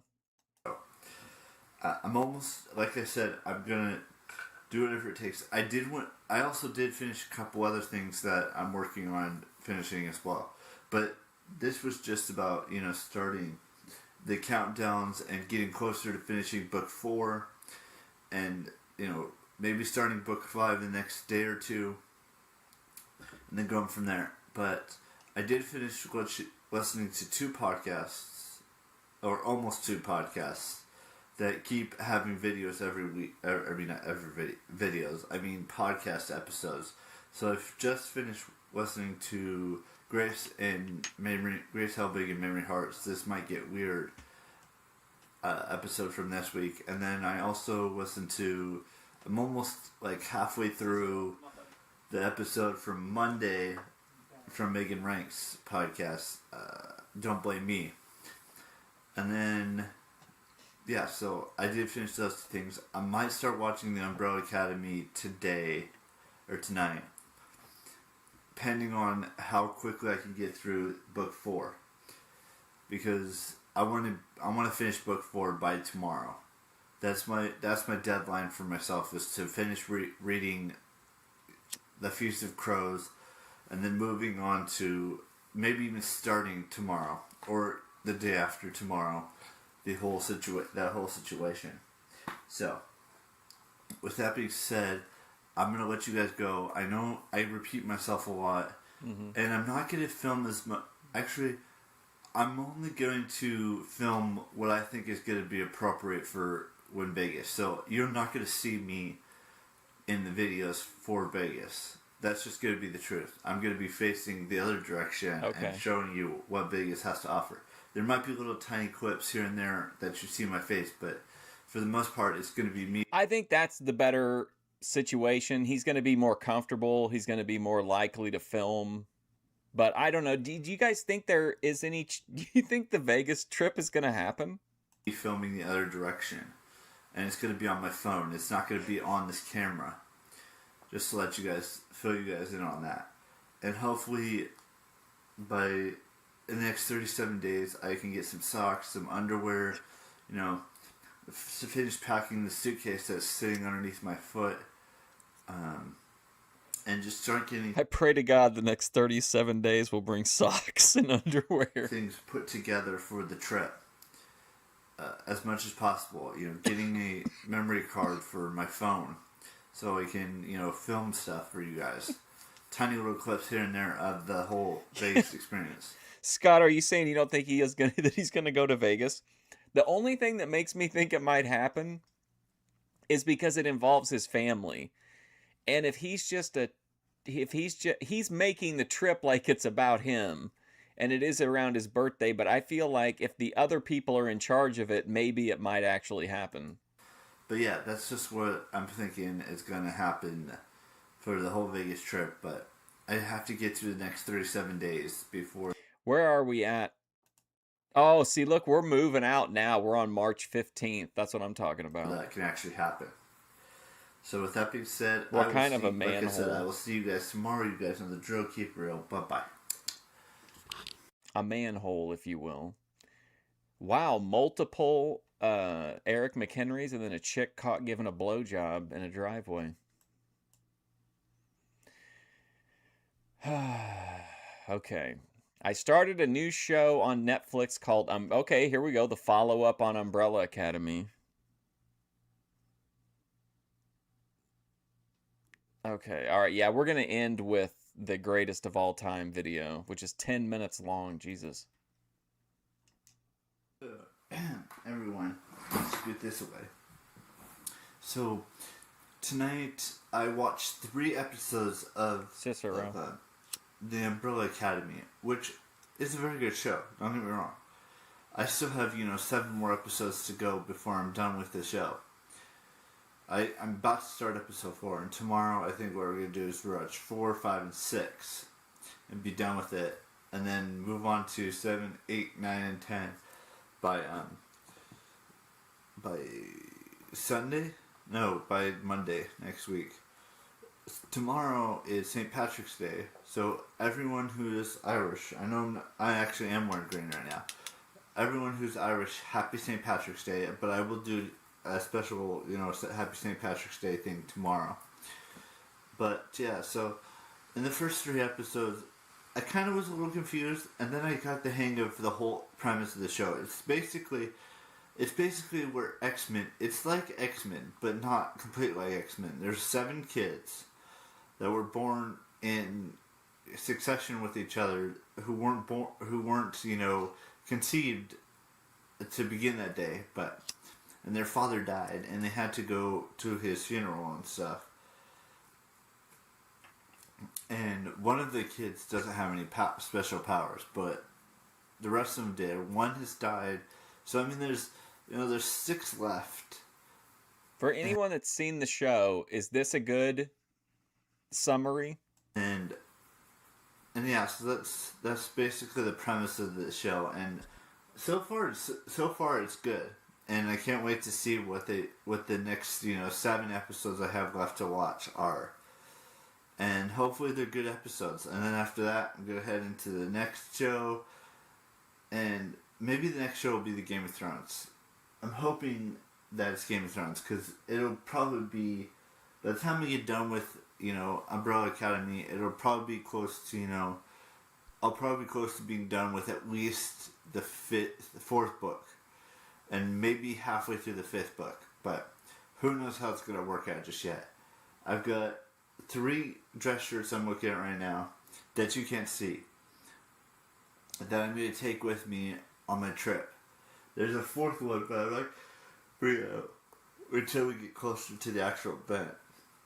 And yeah, so that's what I wanted to talk to you guys about today, is that I started watching, I know I'm a little late on the Umbrella Academy show, because I think that came out last month, or that was released last month on Netflix. There's been so much TV shit in this episode. So I'm sorry I'm a little late to watching it. And then the new Narcos show has been out for at least 3 months now, and that's the next show that's on that list. But it probably won't happen until after I've watched all 7 seasons of Game of Thrones, and watch, and read and do other stuff. But my main focus is to finish Umbrella Academy, and then move on to Game of Thrones, the 7 seasons that they have out right now, which I've shown you all 7 seasons I have.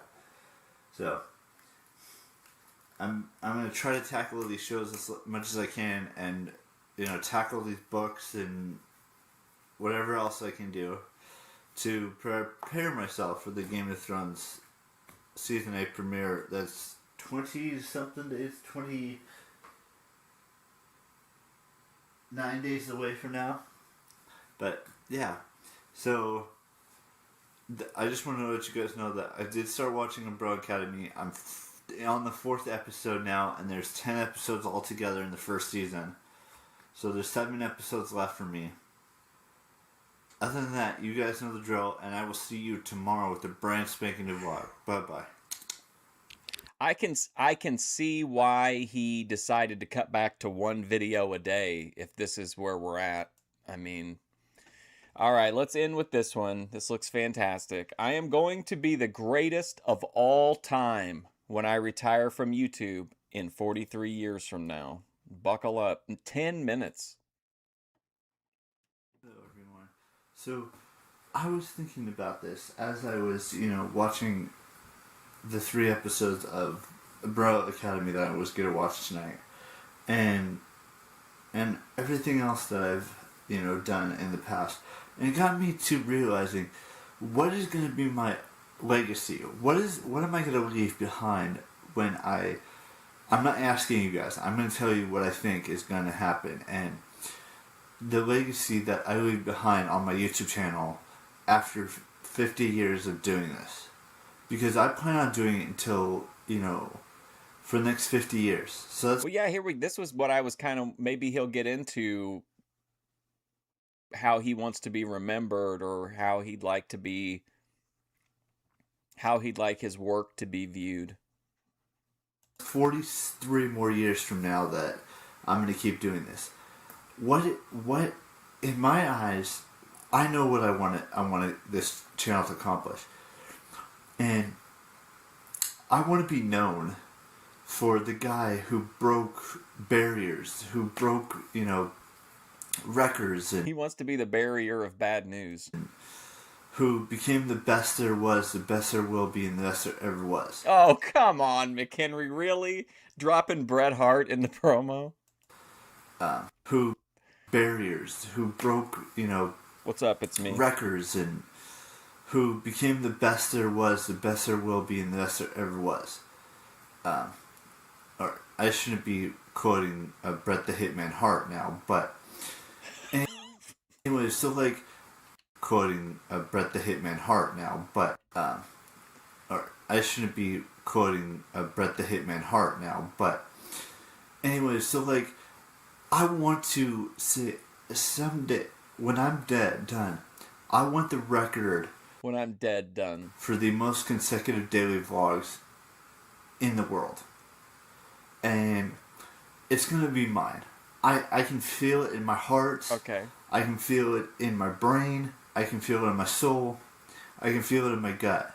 I know that I will have the record for most consecutive daily vlogs. And it'll go down in the record books in Guinness World Records, and any record book that you know that's out there. My name's going to be tied to the world's longest running daily consecutive vlogs.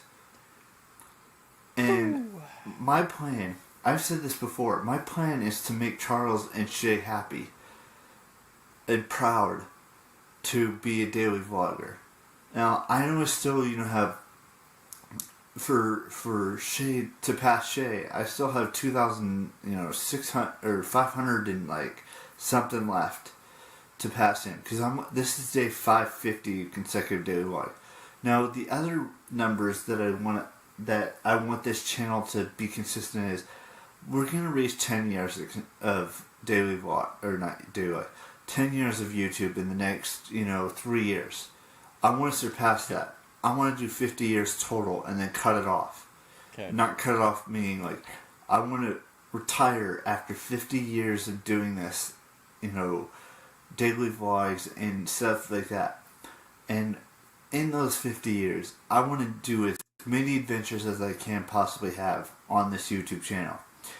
Do as many, conventions and conferences revolving around, the YouTube world and the comic book world and such, and the gaming world. Even though I'm not a gamer, but I want to be able to go to Disney World. You are a gamer. You play Minecraft. You play Jurassic World, whatever that DNA hatching game is. And go back to Disneyland and go to Universal Studios, both in California and in Florida. I want to go to New York. I want to do all these things on this channel, and that's my intention, is to be the best YouTuber I can be in my eyes, and by doing so, setting the record for most. See, McHenry just talks about it. Lalo goes out there and becomes one of the all-time greats. He makes it happen. Daily consecutive vlogs, having the most views, even though it's probably going to be impossible. And having the most, subscribers and stuff and most videos on a channel. Someday, those records will be mine. And I'm not trying to be, bragging or anything like that. I honestly think and know in my heart and my soul that this channel is going to be my lifeline up until I decide to retire in 43 years from now. We're going to set so many barriers and so many standards that no one's going to ever break my records or break, break the internet like I intend to break over the course of the next 43 years. Now, I know this channel is, doing the best it can do, but there are so many adventures for me to have in my life. I have one big one planned in 30-something days The wrestling coach guy, DuPont? from now. I think it's like 34 days from now. I have a big adventure planned for September. I have a big adventure planned after I come back from, the birthday trip. I have so much stuff rattling around upside in this head of mine to do for this channel, to make it better and to make it awesome. And I'm going to intend to do that. My legacy, when I decide to retire from YouTube in 43 years from now, is going to be that I have, maybe 1 million subscribers. Maybe like 5 million subscribers or 10 million subscribers. Who knows? And maybe I'll have, 25,000 videos on this channel or more, or 30,000 videos on this channel, and have the record for most consecutive daily vlogs on this channel. I'm at 550 right now for the daily consecutive vlog. We're almost at 1,000 videos on this channel. By the end of this year, we might even reach that goal. I think we're at like 825, 830 videos on this channel. We'll be reaching 8 years next February, which is 11 months from now. We'll reach 1,500 videos in that span.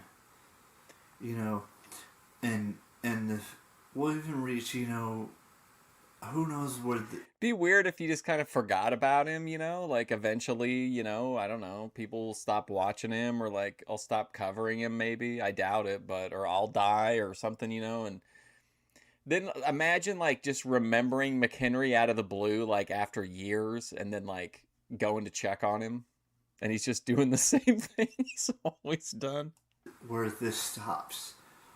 It could be, I know it's going to stop in 43 years, but where are the numbers going to be at in 43 years when I do decide to retire and put the camera down for the last time? Will it be, have well over 1 million subscribers or 10 million subscribers and have the diamond play button or the gold play button or whatever it is? I want to know what it's going to be. And I have a gut feeling and I have a general instinct of what I think it could be. I don't know why he changed his picture on his I don't know why he changed his picture on his thing here.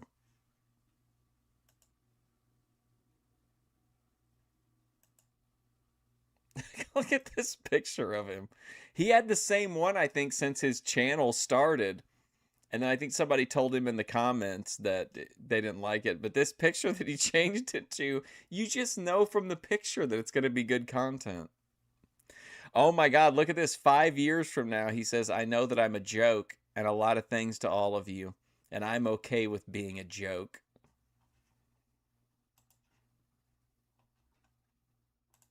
And my intentions are pretty clear. This channel is not going away anytime soon. It's not. And I'm going to be here doing this every single day until, I reach year 50, an even number on this channel. Whether it's, doing, 48 years of consecutive vlogging. Or it's not 41 years of consecutive vlogging. Whatever it is, it's going to come. And it's going to be here, and we're going to do it the best that I can do it. I just think McHenry, this video has flown by the way. Wow, 8 minutes. He just doesn't really, I know vlog is a very broad term, but I think when people think about vlogs, it's not, there might be a day or two where they phone it in or whatever, but typically like they try to do something in the vlog or go somewhere, show you something, make breakfast, something. You would do something in each video. Just like how I don't think he really understands the idea behind like Vlogmas isn't just to post a video every day. You're supposed to do something Christmassy every day of that you vlog, but like he doesn't ever do that. He just thinks it's like, oh, just putting up a video every day is the only thing that matters. Like I don't even think even if he did get the record, I don't think they would honor it. I don't think they would find some clause or something, you know what I mean? Because like to compare someone who, you know, is doing outdoor vlogs and is going places, doing things, a variety of content versus McHenry in his room, I would give McHenry the dub, but I don't think like normal people would. That's what my legacy on YouTube is going to be. And I want you guys to come along with me on this journey of breaking records. Now, I'm not going to ever, you know, surpass PewDiePie for, you know, for most, you know, subscribers or pass, you know. It looks like a picture of like someone who's in an improv comedy group and they're trying to, you know, it's such a strange picture of anyone who has over 1 billion views on their channels. But we're going to try. And that's all we can hope. That's all I can hope for is that. I just don't think they're ever going to let McHenry be the representative for that record. We try as a community of the 220. Plus, there are probably like Zoomers who've been like doing daily vlogs for like since they were a kid. So I don't think he would ever get close to the record anyway.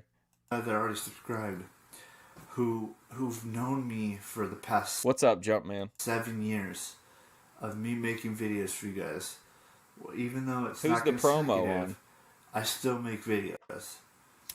And I want you guys to spread the word that this is my legacy and it will be my... Brother, I couldn't possibly be doing more to try to get your legacy out there.